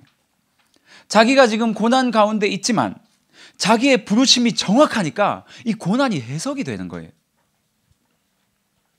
여러분 생각해 보세요. 길 가다가 그냥 뺨을 한 대 맞았다 생각해 보세요. 기분 진짜 나쁘겠죠. 저 같아도 막 욱욱할 것 같아요. 그런데 여러분이 만약에 주님 복음 전하다가 뺨을 맞았어요. 물론 욱하죠. 우리는 욱할 수 있어요. 하지만 그 뺨에 대한 의미는 완전 달라요. 복음 전하다 맞았으면요. 그래도 해석할 수가 있어요. 야, 역시 내가 복음 전하니까 고난이 오는구나. 이 정도 괜찮아. 잠깐 따끔거리긴 하지만 하늘의 상급이 있겠지. 뭐. 하늘의 상이 클 것이다. 참을 수 있잖아요. 사도 바울은요. 만약에 그가 이상한 짓 해가지고 지금 로마에 갇혀 있으면 이렇게 생각 못했을 거예요. 이 사람을 아는 거예요. 내가 감옥에 갇혀 있는 거는 감옥이 나를 가두는 게 아니라 내가 저 간수들을 가두고 있다는 걸 아는 거예요. 왜냐하면 자기 삶을 명확하게 딱 뚫고 있는 거예요. 나는 복음 전하는 자다. 나는 복음 전하는 자다. 제가 그 총신대학원을 나왔는데요. 거기서 한 학기를 겨울에 이제 한 학기를 기도실에서 살았던 적이 있었어요. 예전에 어떤 교회 전도사로 딱 부임을 했는데 저에게 새 가족을 맡기더라고요. 새로운 사람 신방을. 얼마나 좋아요. 큰 교회였어요. 그래서 새 가족을 신방하는 딱 전도사로 딱 때려서 딱 시작을 했는데 이제 그 첫 달은 이제 사례가 없었고요. 저에게 새 가족 신방을 하러 비용을 2만 원을 주시더라고요. 근데 몇 년 전이거든요. 근데 제가 아무리 생각을 해도 2만 원으로 새 가족을 신방할 수가 없는 거예요. 엄청 많은데 저 고민을 했어요. 교회에다 얘기를 해야 되나? 오자마자 저 신방하게 돈 주세요 이러면 이상한 사람 될 것 같고. 그래서 제 기숙사비를 빼가지고 그걸로 신방을 했어요. 신방을 하고 6개월 동안 그 총신대학원 채플실 밑에 보면 그 기도실이 있어요. 이렇게 1층에 한 칸 한 칸 돼. 거기서 이제 살았어요. 겨울에 너무 추운 거예요. 근데 좋은 건 뭐냐면 전기 판넬이 있어요. 그래가지고 밤에 딱 들어가서 딱 틀어놓고 이제 기도실 문 잠그고 신발도 이렇게 밖에 안으로 이렇게 딱 갖다 넣어놓고 6개월을 살았는데 너무 무서웠어요. 너무 무서웠어요. 밤에 저밖에 없는 거예요. 여러분 총신대학원 가보셨어요? 산 기슭에 큰 채플실이 하나 있는데요. 밤에는 밖에서 문이 잠겨요. 그 시간 안에 들어가서 안에 있어야 돼요. 너무 무서웠어요. 너무 무서웠어요. 그래서 진짜 무서워서 밤에 막 참 전도사였는데도 믿음이 없어가지고 그때 6개월 동안 제가 거기 살면서 좀 쉽지, 그러니까 사실은 뭐 너무 춥고 그랬으니까 막 그런 시간이 있긴 했는데요. 저는 그렇게 살았던 게 힘들긴 했지만 부끄럽진 않았어요. 왠 줄 아세요? 제가 진짜 그 기숙사비 낼 돈이 없어가지고 물론 그런 거지만 제가 없어가지고 그런 게 아니라 나는 있었는데 이걸 주님을 위해 드린 거거든요. 그러니까 제가 지금 거기서 자는 거는 이제 없어가지고 자는 게 아니라 주님을 위한 헌신으로 말미암은 대가를 치르고 있는 거예요. 그러니까 오히려 이게 자랑스러운 마음이 있었어요. 그래서 마음에 어떻게 생각했는 줄 아세요? 나중에 이거 꼭 써먹어야 되겠다. 성도들이 참 좋아하겠구나. 도전이 되겠구나. 사도 바울은 감옥에 갇혀 있어도 알았던 거예요. 내 사명을 아니까 내 인생에 펼쳐진 고난을 해석할 수 있는 거죠. 요셉도 그랬다고 생각하거든요. 창세기에 보면 요셉이요, 진짜 요 대목들은 제가 에스라라는 대학원에서 요걸 딱 이야기를 했는데 사람들이 다 웃더라고요. 이제 저는 진짜라고 생각하는데, 요셉이 자기 형들이 자기에게 단 이렇게 인사했잖아요. 해달별이 와서 인사했잖아요. 그리고 나서 저는 요셉이 거기 애굽에 잡혀간 다음에 계속 자기 자신이 저는 총리나 아니면 그렇게 높은 사람이 될 줄 알았다고 저는 생각을 해요. 왜냐하면 마지막에 요셉의 형들이 올 때, 요셉이 형들이 따왔을 때 이렇게 성경은 말하고 있어요. 그 형들이 왔는데 동생이 안 온 걸 보고 요셉이 그 사람들에게 자기 이름을 밝히질 않았대요. 그리고 뭐라고 욕을 하냐면 이렇게 딱 표현해요. 그가 자기가 꾼 꿈을 기억하고 아직은 때가 아니다 싶어서 말을 하지 않고 네 동생 데려와라 이렇게 시켰어요. 그리고 나서 마지막에 동생이랑 딱 왔을 때 요셉이 내가 당신의 아우요라고 이야기라고 절받았거든요. 요셉은요, 평생 자기가 꾸었던 그 꿈을 기억하고 살았던 거예요. 이게 무슨 총리가 되는 꿈, 이거의 문제가 아니고 하나님이 나에게 주신 꿈을 기억하고 있었기 때문에 그가 그 고난을 이겨낼 수 있었다고 저는 생각을 해요. 바울도 그랬고요. 근데 에베소 성도가 도망간 이유는 그거 몰라서예요. 만약 이 자리에 있는 성도님들이 하나님 밖으로 도망쳐 나가거나 주님 앞에 더 들어가기를 힘들어한다면 저는 그건 여러분들이 하나님께서 우리를 부르신 부르심의 목적이 없기 때문이라고 생각해요. 목적만 있으면요, 좀 비참해도 참을 수 있어요. 좀 기분 나빠도 참을 수 있어요. 앞으로 계속 제가 지금 한 50분 동안 얘기할 텐데 끊임없이 에베소 교회 안에 있었던 문제들, 열받으면 싸우고 은사 때문에 싸우고 하나 되지 못해가지고 싸우고 이방인 여기 나누어가지고 싸우고 하나님의 복음, 그리스도께서 나를 왜 부르셨나, 나의 부르심의 목적과 의미가 뭔가 요거 모르니까 계속 싸움질하고 있는 거예요. 교회에서. 4장에서 6장에 보면 이제 그러면 내가 하나님께서 나를 새 인류로 만들어 주셨어요. 교회라는 사람으로. 그 전에는 그냥 인생이었어요. 죄악 가운데 살았던 인생이었는데 하나님께서 나를 불러주셔서 교회로 세워주셨어요. 그러면 교인으로, 성도로, 부르심에 합당한 자로 살아가는 방법이 뭐냐라는 거예요. 그럼 난 어떻게 살아야 되냐? 그 이야기 4장에서 6장까지 하고 있어요. 여러분 기억하십시오. 신앙은 뜬구름 잡는 얘기가 아니에요. 4장에서 6장까지 제가 설명을 하겠지만 쭉 들어보시면요, 굉장히 디테일하고 굉장히 별로 중요한 것 같지 않은 이야기들을 계속하세요.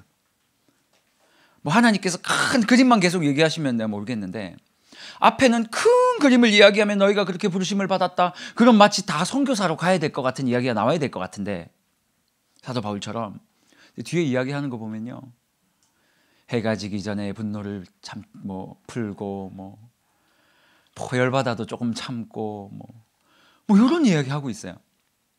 여러분, 하나님께서 우리를 교회로 부르셨다는 얘기는 엄청난 사역을 우리에게 짊어지게 하시고 그것들을 이루게 하시기 위해서 우리를 불러주신 게 아니고요, 그건 하나님이 하실 거예요. 우리를 왜 부르셨냐면 하나님의 부르심을 따라서 우리에게 사명을 주셨는데 그 사명은 지금 내가 딛고 있는 그 삶의 영역 안에서 예수 닮은 성도가 되는 거예요. 그게 하나님의 뜻이에요. 그 관점으로 한번 살펴보도록 하겠습니다. 첫 번째, 하나됨을 지키고 새 사람의 모습을 가지라.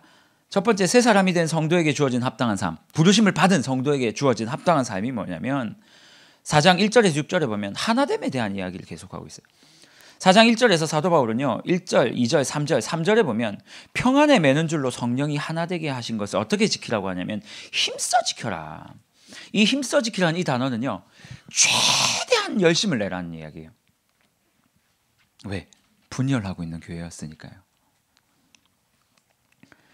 바울은 끊임없이 하나됨을 강조하고 있어요. 여러분, 왜냐하면 사단이 노리는 게 딱 요거예요. 분열.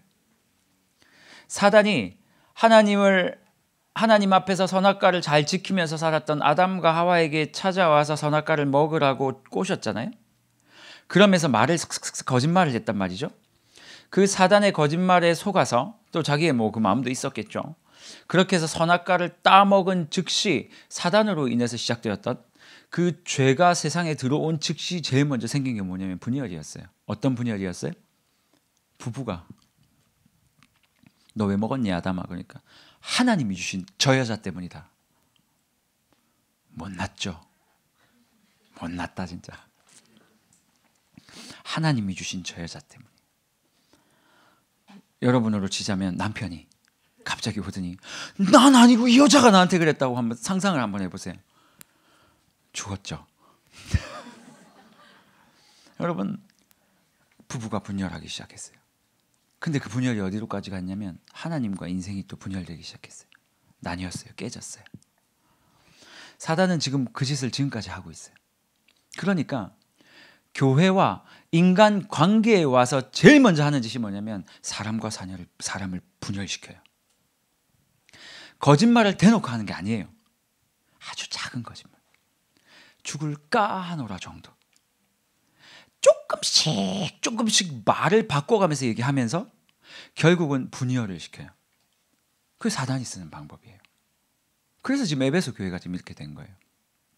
여러분, 같이 예수 믿었는데 아니 이방인 그리스도인이나 유대인 그리스도인이나 이게 사실은 뭔 상관이에요? 뭔 상관이에요? 근데 그 안에서 그게 문제가 되고 있고요. 막 이런 것들이 막 문제가 돼요. 분열이 계속. 사단은 계속 이 분열을 통해서 교회를 흔들려고 하거든요. 그러면 사도 바울이 오늘 뭐라고 얘기를 하냐면 이 분열을 막아야 된다. 이 분열을 막기 위해서 세 가지를 가르쳐 줄 건데 그 세 가지가 뭐냐면 겸손과 온유와 용납이다. 하나됨을 위한 요소 세 가지가 그거예요. 2절에 보니까 겸손. 여러분, 이 겸손이라는 말은 우리말로 막 바꾸면 뭐라고 이야기할 수 있을까요? 겸손이 우리말이죠.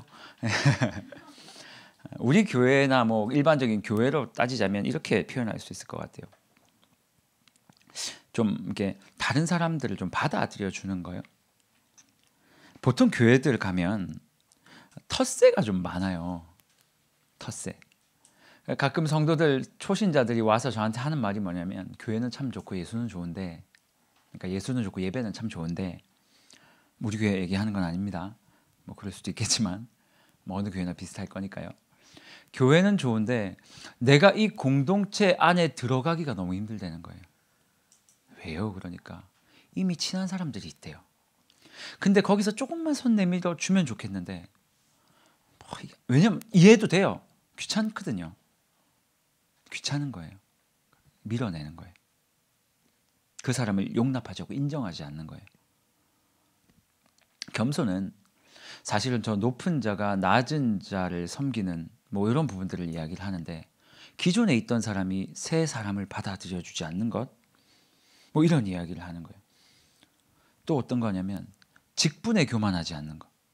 내가 장로인데, 내가 안수집사인데, 내가 집사인데, 뭔데, 뭐 이런 것들 때문에 너무 높아 있지 않은 것, 뭐 이런 거를 말하고 있어요. 여러분, 사람들이 그러면서 교회에 참 적응하기가 힘드네요. 올 초에 목사님이 그런 얘기하셨잖아요. 고착화 얘기하시면서.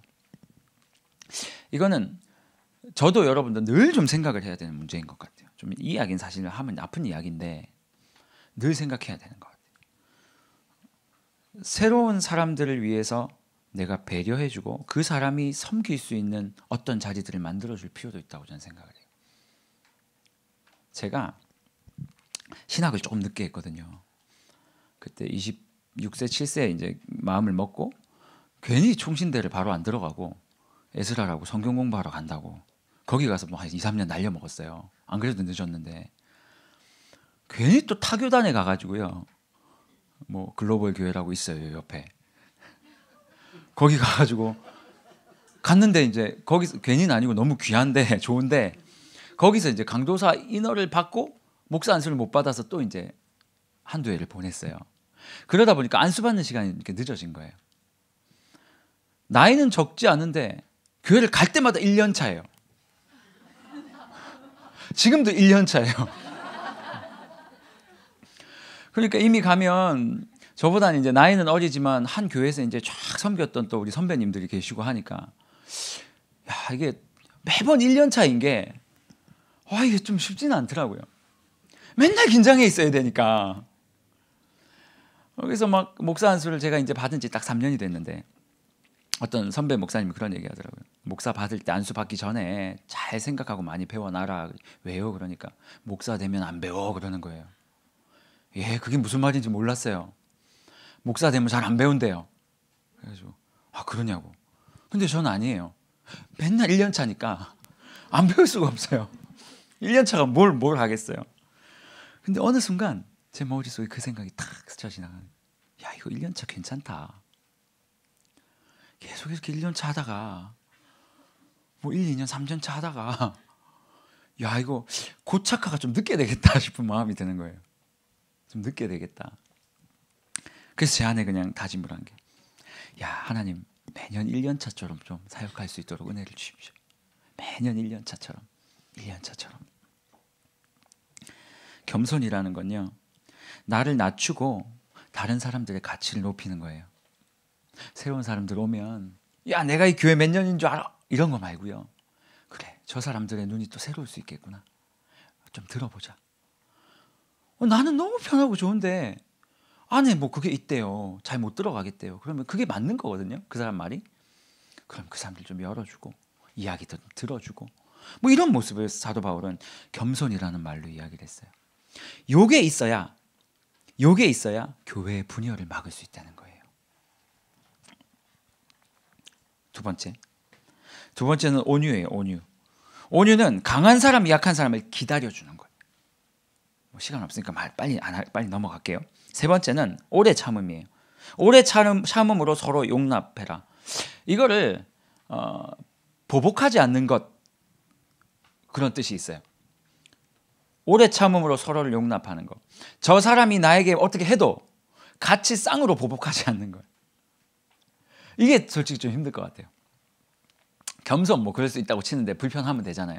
근데 이 용납함은 아이고야, 와가지고 나쁜 놈아 그러고 갔어요. 근데 딱 듣는 순간 나도 딱 하고 싶은데 그래, 난 나쁜 놈이지 그러고 그냥 참는 거예요. 그리고 그 사람이 하나님 앞에 변화되어서 돌아와서 그때 내가 미안했다고 얘기할 때까지 기다리는 거예요. 듣기만 해도 짜증나죠. 바로 이렇게 잡아야 되는데 제가 좀 심했나요? 사도 바울은 교회의 하나됨을 유지하기 위해서 우리에게 피와 살을 깎아내라고 지금 이야기하고 있는 거예요. 이게 없으면 하나됨이 안 된다는 거예요. 왜 이게 없으면 안 돼요, 여러분? 왜 이렇게 해야 돼요, 우리가? 당연하죠. 우리 예수 따라간다고 이야기하고 지금 섬기고 있는 거잖아요. 예수님이 자기의 물과 피와 모든 것들을 다 주어가면서 교회를 만드셨고 교회를 세워가셨어요. 그런데 어떻게 우리가 그냥 그 피, 그 물, 그냥 그 찢김 그것만 쓸게요라고 이거 말이 안 되는 거예요. 왜냐하면 사도 바울이 그리스도의 남은 고난을 내 육체에 채우겠다고 말했거든요. 그러니까 교회를 섬긴다는 것은 우리의 육체에 그리스도의 남은 고난들을 채우는 것을 말하는 거예요. 그런 의미에서 목사는 참 좋아요. 목사이기 때문에 더 참을 수 있는 에너지가 있어요. 목사가 안 참으면 어떻게 할 거예요? 순장님들 좋잖아요. 순장이기 때문에 어쩔 수 없이 참아야 되는 에너지가 있잖아요. 그런 거 있거든요. 여러분, 섬김의 자리를 기쁨으로 여기시길 바랍니다. 다음 달 정도 되면 또 섬김 뭐 하실 텐데 잘 섬겨 주십시오.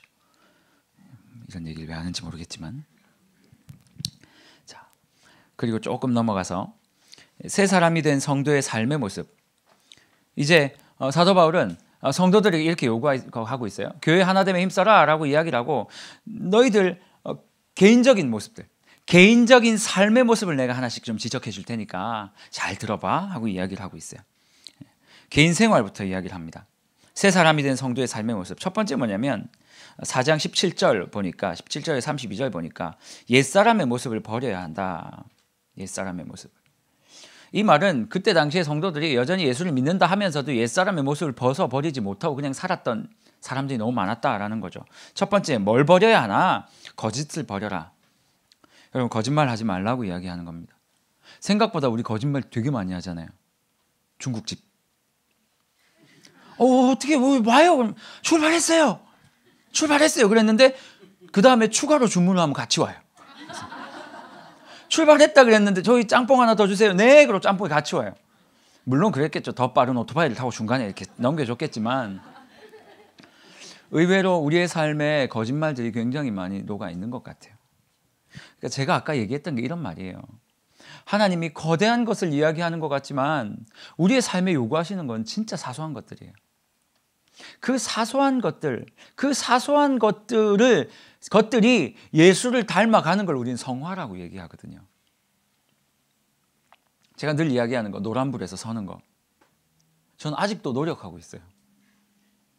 진짜 막 가고 싶어요, 노란불. 왜냐하면 가다가 이렇게 좀 세게 밟아야 서는 그런 분위기 있잖아요. 거의 다 됐는데 이건 서면 다칠 것 같다 이런 생각이 들 때가 많잖아요. 근데 안 다치거든요. 그 작은 부분을 계속 연습하는 거, 그게 성화. 두 번째, 거짓을 버리고, 두 번째, 분을 내어도 죄 짓지 말고. 뭐라고 말해요? 해지기 전에 풀고 그것을 마귀에게 틈주지 않는 거라 말하고 있어요. 여러분 분 관리 잘 하십시오. 분. 화나는 거 관리 잘 하세요. 이게 나중에 커지면요. 지금 요즘엔 분노 잘 못 참는 그런 사회잖아요. 그래서 옛날에는 막 차 운전하다 막 싸우면 막 내려서 막 싸우고 막 그래도 옛날 사람들은 내려가지고 싸움을 해도 이렇게 하고 이렇게 했다 그냥 타거든요, 차를. 근데 요즘엔 안 그런 것 같아요. 진짜 사람을 폭행하는 일들이 너무 많더라고요. 이 분노 조절이 안 되는 거예요. 여러분 그리스도인은 해지기 전에 풀어라. 그리고 이것이 마귀에게 틈을 주지 않는 것이다라고 말하고 있어요. 세 번째, 도둑질하지 말고. 당연한 거죠. 그런데 우리 28절에 보면 조금 더 적극적인 이야기를 합니다.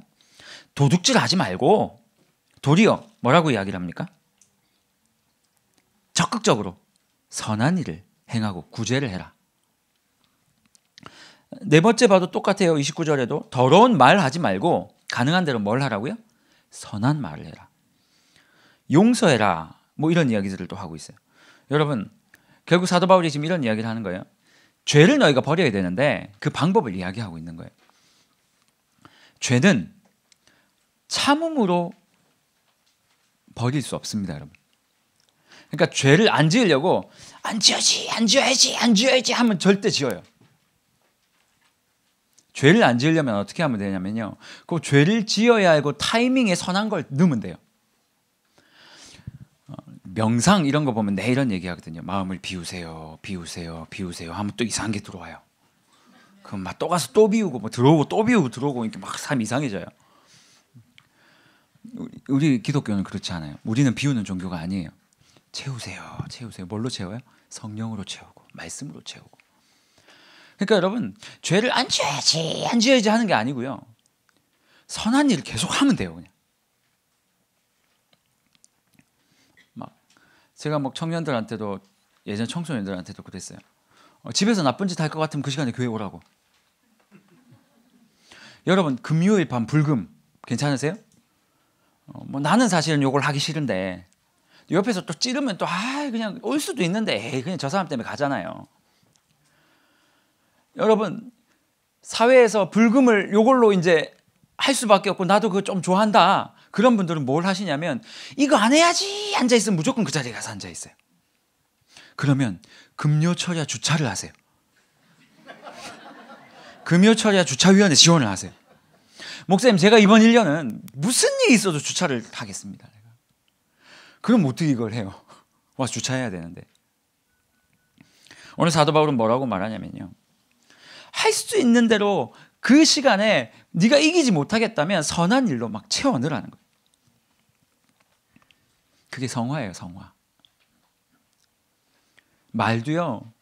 미운 말이 딱 나올 것 같으면 예쁜 말을 딱 하는 거예요. 그냥 야이 사랑스러운 놈아 뭐 이렇게 너 그런 식으로 하면 진짜 하나님께서 기뻐하실 거야. 막 축복해 막 그러고 막 축복을 하는 거예요. 뭐 야이 갓 블레스 유 막 그러면서 나쁜 소리 할 것 같으면 막 던지는 거예요. 그렇게 하면서 우리의 입을 계속 우리의 마음을 계속 정화시켜 나가는 거예요. 조금 더 구체적인 방법을 이야기하고 있습니다. 두 번째, 어둠을 버리고 빛으로 나아가라. 옛 습관을 버려라. 뭐 길게 말 안 해도 되겠죠.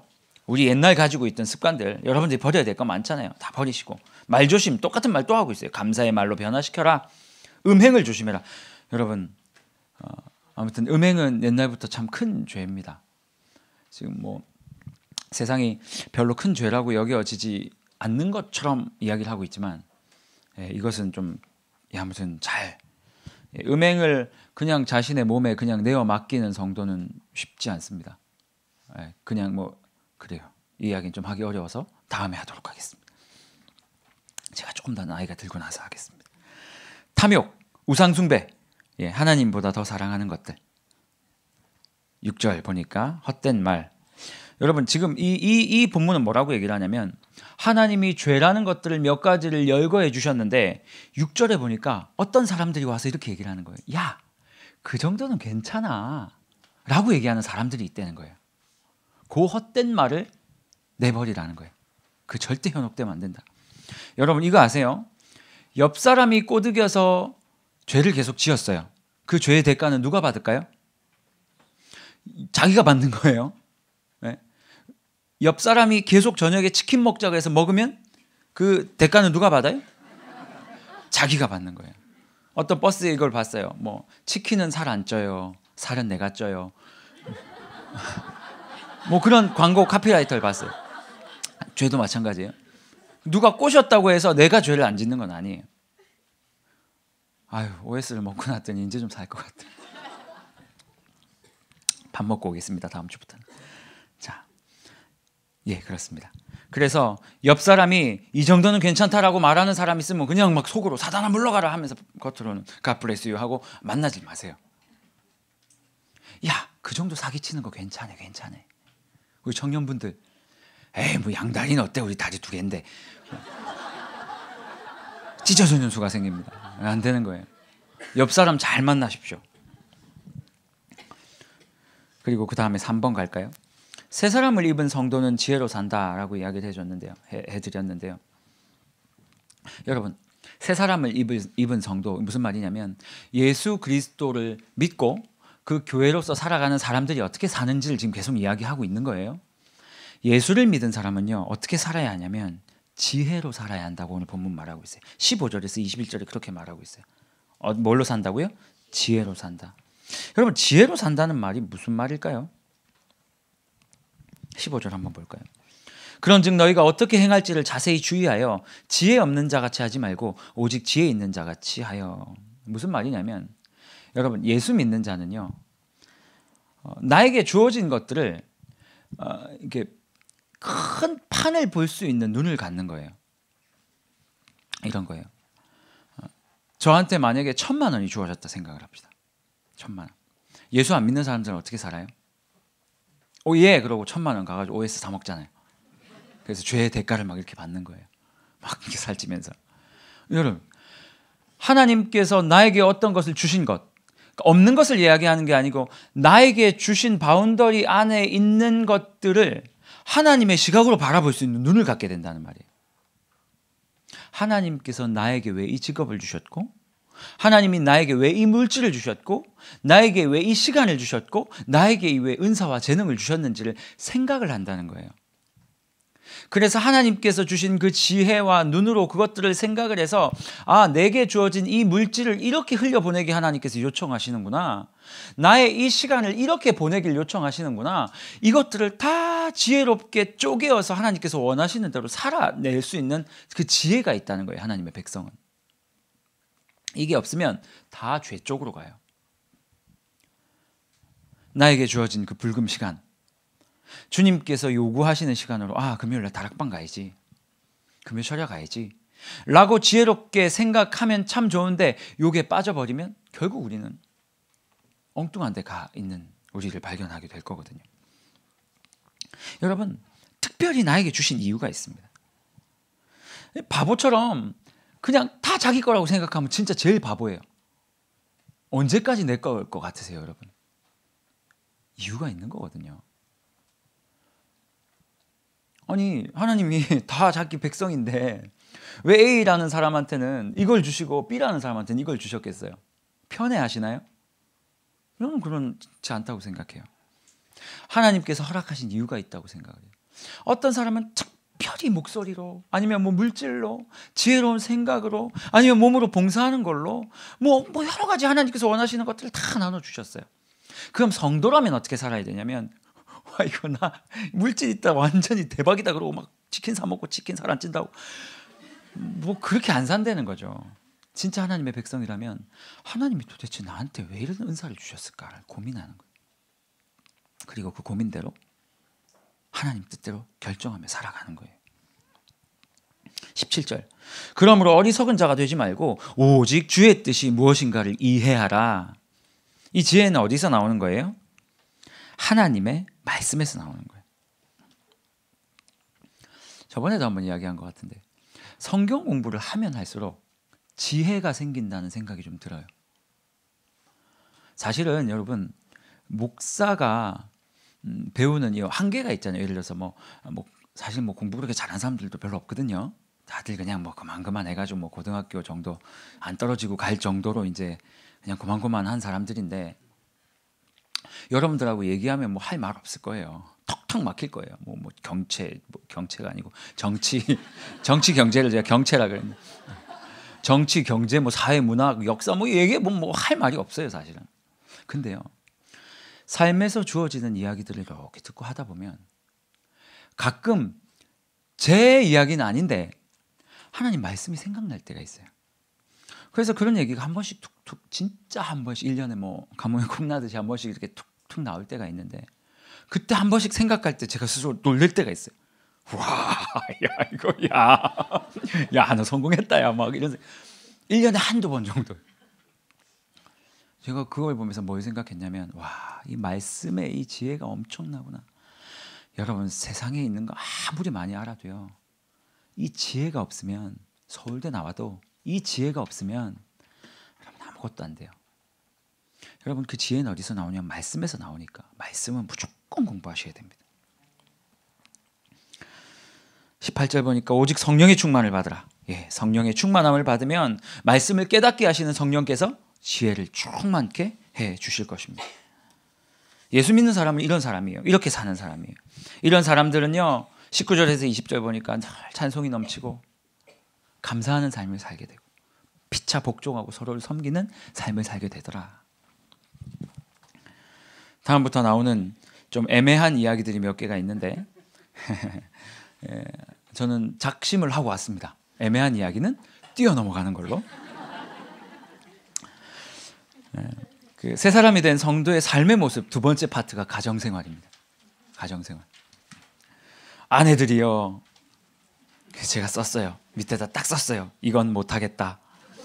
나이가 좀 더 들고 조금은 신앙의 선배 축에 속하면 그때 하자라고 썼어요. 예, 훌륭한 어르신 목사님들 말씀하실 때 이 이야기들은 정리하시길 바랍니다. 조금만 이야기하자면, 너무 아쉬우니까, 하나님께서 질서라는 걸 주셨어요. 하나님의 질서는 뭐냐면 성부, 성자, 성령이에요.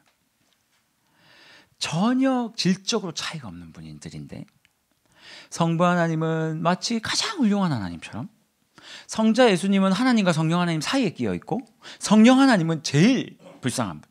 심지어 요한계시록에 보면요, 진짜 웃겨요. 하나님이 보좌에 앉아 계시고 보좌 우편에 예수께서 앉아 계시고 성령께서 보좌 앞에 앉아 계시더라, 이렇게 나와요. 보좌 앞에 7명으로 이렇게 앉아 계세요. 이게 뭐예요? 근데 이 세 분은요, 그들 안에서 하나님이 원하시는 사역을 위한 질서지 높낮이가 아니란 말이에요. 하나님께서 그리스도가 교회의 머리 되게 하신 것처럼 남편이 여자의 머리가 되게 하셨다라는 이 말은 우월성을 이야기하는 게 아니에요. 그냥 질서예요. 질서. 여러분이 할 수 있는 게 있어요. 마음 안 들면 그냥 확 틀어버리면 돼요. 남편은 머리니까 여러분 이 밑엔 다 여러분이에요. 그래서 막 틀거나 이렇게 막 때리거나 하면 돼요. 그래서 하나님께서 가정의 질서로 세우셨으니까 여러분이 한 가지 더 하셔야 될 게 있어요. 이 머리가 머리 될 수 있도록 도와주셔야 돼요. 뭘로 도와줘요? 머리가 하는 역할이 뭔데요? 네? 밥 먹는 거예요? 아니지. 머리가 하는 역할 하나 있잖아요. 생각하는 거. 뭘로 생각하는 거? 말씀으로 생각하는 거. 우리 자매님들이 하셔야 될 건 뭐냐면 남편이 말씀 앞에 서도록 계속 도와주셔야 돼요. 그래야 남편들이 말씀을 듣고 그 말씀으로 가정을 그리스도가 머리 되신 것처럼 이끌어갈 거예요. 이거 꼭 명심하셔야 돼요. 남편이 사실은 더 어려워요. 오늘 본문은 그리스도가 교회를 위해서 죽은 것처럼 죽으래요. 그렇다고 이렇게 잘못했다가 이렇게 아내분한테 맞아 죽는 거 이런 거 얘기하는 게 아니라 그리스도 좀 섬기면서. 어쨌든 가정에는 질서가 있지만 그 질서는 높낮이가 아니라 하나님처럼 그런 질서예요. 그러니 각자의 역할을 잘 맞추는 게 중요해요. 세 번째 보니까 자녀들한테 이야기하는데 자녀와 아비에게 이야기하는 거 사실 한 이야기예요. 자녀들한테는 뭐라고 얘기를 해요? 부모에게 순종해라. 아비들한테는요? 아비들아, 끝에 보니까 자녀들 잘 말씀 안에서 교육하라 그렇게 얘기하고 있잖아요. 똑같은 말이에요. 사실은 여러분 부모에게 순종하라는 말은 어디 나와 있어요? 십계명이죠. 십계명은요 구약시대에 주어진 말씀이잖아요. 그때는 성경이 없었어요. 성경이 없으니까 십계명 하나님의 말씀이 어떻게 전수가 됐냐면 아빠를 통해서 아들, 딸에게 이렇게 전수가 됐어요. 그러니까 구전으로 계속 이야기를 하니까 구약시대의 아버지는 그냥 뭐 돈 벌어오는 가장의 역할만 한 것이 아니라 하나님의 말씀을 대신 가르치는 성경 교사의 역할을 했어요. 지금부터 목사나 뭐 이런 사람들처럼. 그러니까 아비의 말에 순종하라는 말은요, 여러분 아무 때나 막 그 말을 하는 게 아니라 아빠를 통해서 말씀이 흘러나오잖아요. 하나님의 말씀이. 그 말씀에 순종하라는 말이에요. 그게 아비에게 순종하라는 말이에요. 그러면 부모에게 순종하면 장수하겠다 이 말은 가나안 땅에서 주어지는 하나님의 놀라운 은혜와 축복을 계속 맛보며 살아갈 수 있도록 도와주겠다는 말이에요. 왜? 아비에게 흘러나오는 하나님의 말씀 순종 안 하면 포로로 잡혀가니까요. 쫓겨나니까. 그 말을 하고 있는 거예요. 그리고 아버지들한테 뭐라고 말하냐면 괜히 엉뚱한 소리 해가지고 자녀들 노엽게 하지 말고 맨날 서울대 가라고 해가지고 서울도 못 가봤는데 서울대 가라고 맨날 실력도 안 되는 아들한테 계속 막 이렇게 얘기를 해가지고 노엽게 하지 말고 말씀 가르치라는 얘기예요. 두 이야기를 정리하자면 아버지를 통해서 하나님의 말씀이 흘러가고 그 아버지를 통해서 자녀가 말씀 안에서 양육이 되어지면 이 두 가지 이야기는 다 끝나는 거예요.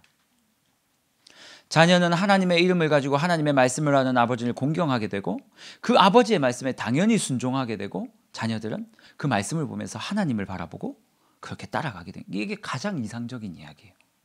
그러니까 여러분 계속 이야기하는 거지만 남자는요 말씀이에요. 남자는 진짜 하나님 말씀 앞에 바로 서야 돼요. 그래야 집안을 끌고 갈 수가 있어요. 교회 오면 성경 공부하면 자매님들이 더 많이 오세요. 많이 오셔야죠. 하지만 저는 안타까워요. 남자 집사님들 많이 오셔야 돼요. 남자 집사님들이 말씀 앞에서 계속 깨워줘야 돼요. 그래야 집안을 끌고 가세요. 그래야 자녀들 양육할 수 있어요. 마지막으로 뭐 종들아 상전들아 이야기가 나오는데 이건 뭐 여러분들이 설교를 통해서 많이 들으셨으니까 좀 넘어가도록 하겠습니다. 마귀를 이기는 방법, 진리의 허리띠 뭐 이런 걸 이야기하는데 이것도 여러분들 잘 아시니까 넘어가고요. 그 마귀를 대적하라. 참 희한하죠. 사도 바울이 마지막에 에베소서를 끝내면서 갑자기 생뚱맞게 나와가지고 아까 제가 그랬잖아요. 큰 하나님의 계획을 설명하다가 그 계획, 그 부르심, 그 소명이 우리의 그냥 삶의 안에 있는 것이 그 소명이다라고 이야기를 하다가 갑자기 마귀를 대적해라. 사도 바울이 좀 이상해진 것 같아요. 그런데 그 뒤에 사도 바울이 뭐라고 이야기를 하냐면 이렇게 말하고 있어요. 12절. 우리의 싸움은 혈과 육을 상대하는 것이 아니요, 악의 영들을 상대합니다. 사도 바울은 알았던 거예요. 지금 너희들이 교회 안에서 서로 막 삐지고 싸우고 이렇게 하는 것들이 김 집사, 이 집사 막 이런 사람들이 열받아가지고 둘이 싸우는 것 같이 보이지만 실제로 그 뒤에서 역사하고 있는 건 누구라고요? 마귀들이라는 거예요. 왜요? 그 김 집사와 이 집사가 싸우게 만들어야 교회가 분열이 되고, 분열이 돼야 자기의 뜻을 이루니까. 참 신기하죠? 하나님도 늘 사람을 통해서 일하세요. 하나님 직접 일 안 하시거든요. 마귀도 사람을 통해서 일해요. 근데 여러분 착각하시면 안 돼요. 나는 늘 하나님께만 쓰임받는 사람이고 김 집사는 맨날 마귀에게만 쓰임받는 사람이야, 이렇게 생각하시면 안 돼요. 우리도 마귀에게 쓰임받을 수 있어요. 팩 하면 눈빛이 왜 저래? 막 이런 거 있잖아요. 막 잘 안 보여가지고 막 이렇게 봤는데 막 째려봤다 그러고 막. 여러분, 사도 바울은 이야기하고 있어요. 야, 지금까지 내가 얘기했던 이 많은 이야기들, 교회가 분열되고 사람들끼리 싸우고 막 흐트러지고 이 모든 이야기들이 지금 뭐 때문에 일어나냐면 하나님의 말씀을 듣지 못하게 하는 이 마귀들이 너희들의 마음들을 자꾸 바꿔가지고 교회를 분열하고 있다는 거예요.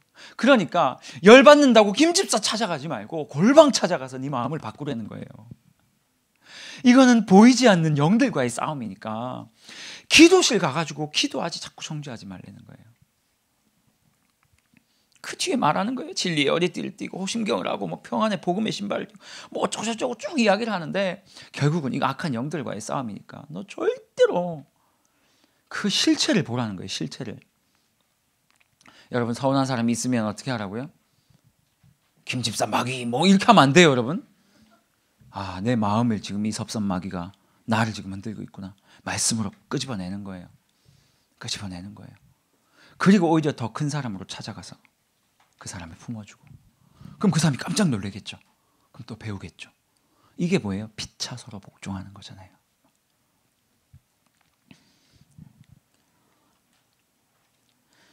그 6개 성령의 그 전신갑주 중에 하나만 좀 이야기를 하자면, 현대 교회에서 가장 좀 놓치고 있는 것 중에 하나가 3번 평안의 복음의 신발인 것 같아요. 표준 세번역 성경은 이렇게 말하고 있어요.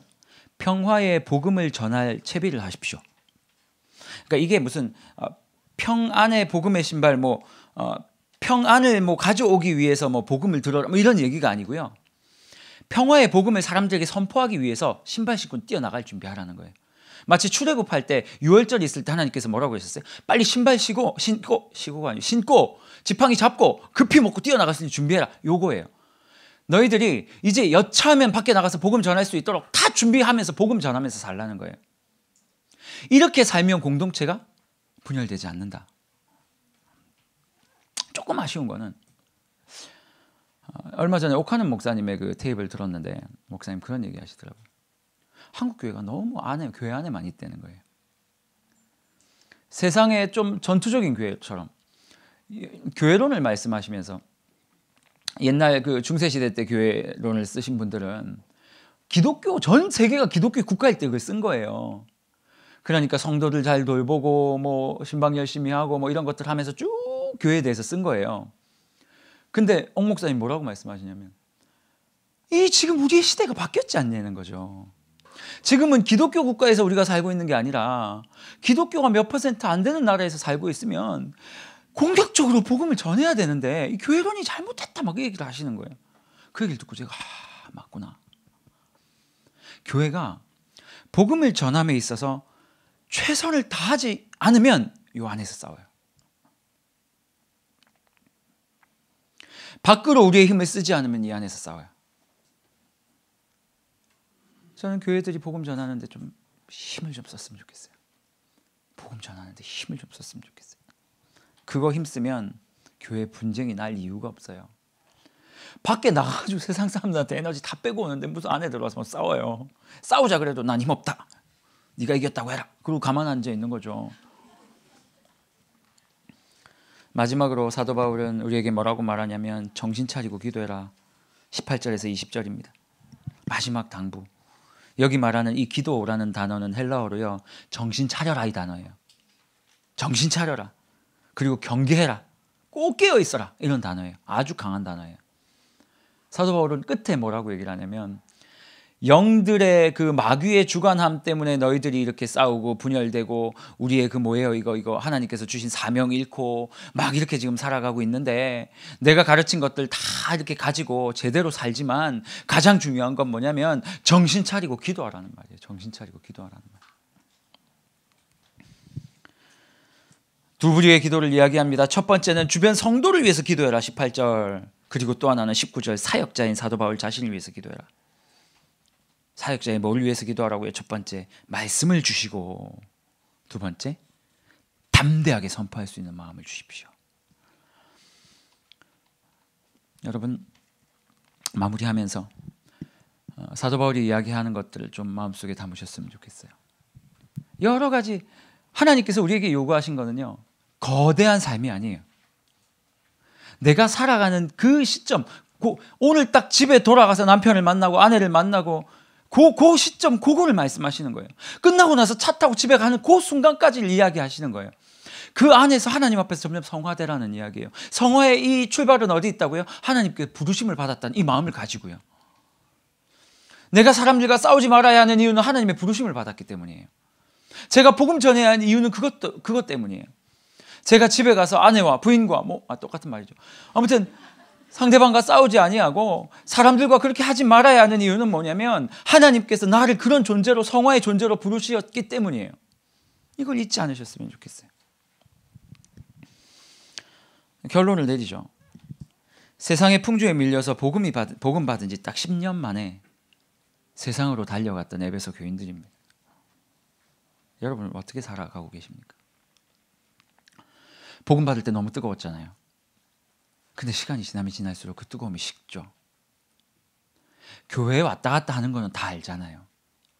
하지만 내 삶이 그때 복음 받고 그 버스에 앉아가지고 눈 이렇게 감으면서 했던 그 삶이, 여러분도 다 그런 경험이 있으실 텐데, 복음 받았을 때 그 하나님을 위해 드려야 되겠다고 했던 그 삶이 여전히 남아 계십니까? 만약 그렇지 않다면 우리의 사명을 다시 점검해야 돼요. 여러분, 우리의 개인과 감정, 욕심 이런 것들 때문에 무너지시면 안 돼요. 하나부터 갑시다. 우리 목사님 말씀처럼 ABC부터 다시 시작했으면 좋겠어요. 내가 오늘 집에 가서 분내지 않는 거. 내가 사람들이 나를 격동해도 거기에 반응하지 않는 거. 술 좋아하는 사람들은 술 조금 줄이는 거. 내가 좋아했던 것들 조금씩 잘라내는 거. 사람들에게 조금 말 예쁘게 하는 거. 요 작은 것들을 회복함으로 말미암아 주님께서 우리의 부르심, 그것들을 다시 회복했으면 좋겠어요. 제발 큰 거 생각하지 마시고요. 저는 이 말씀을 준비하면서 늘 하는 말이지만 또 우리 한국교회 생각을 했어요. 초심이 사라진 교회, 100년 만에 무너진 교회, 정신없이 추락하고 있는 것처럼 보이지만 저는 소망이 있다고 생각을 합니다. 지난 시간에 예레미야를 통해서 말했던 것처럼 하나님은 완전히 없애시는 분이 아니니까요.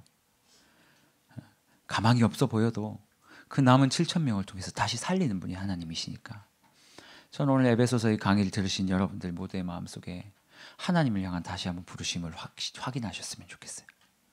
그래서 아주 작은 것부터 그 부르심에 응답하며 한 걸음 한 걸음 걸어가시다가 나중에 주님 앞에서 내 모든 것들을 내어놓을 수 있는 믿음의 사람으로 그렇게 준비되는 여러분들이 되었으면 좋겠습니다. 제가 한번 기도하겠습니다. 사랑의 하나님, 사도 바울의 말처럼 세상의 풍조에 휩쓸려 살다가 나의 부르심을 잃고 살아가는 것이 우리의 삶이 아닌지 다시 한번 고백해 봅니다. 세상은 우리를 자꾸 속이고 사단은 우리를 계속 격동하지만 바울이 이야기했던 것처럼 우리의 싸움은 혈과 육이 아니라 그 어둠의 권세자들임을 알게 하시고, 자꾸 다른 사람 탓하면서 싸우고 분노하고 거짓을 행하고 거짓말하고 그런 삶 살지 않게 하시고, 진짜 주님 앞에서 새 사람을 입은 자처럼 그렇게 하나 둘 주님 닮아가는 성도 될 수 있도록 주님 은혜 베풀어 주시옵소서. 그렇게 살다가 하나님께서 우리를 불러서 천국에 가면 그때 하나님께 하나님 내가 이렇게 주님을 더 닮아가기 위해서 노력하다 왔다고 그 한마디 이야기할 수 있는 우리 성도님들 될 수 있도록 주님 역사하여 주시옵소서.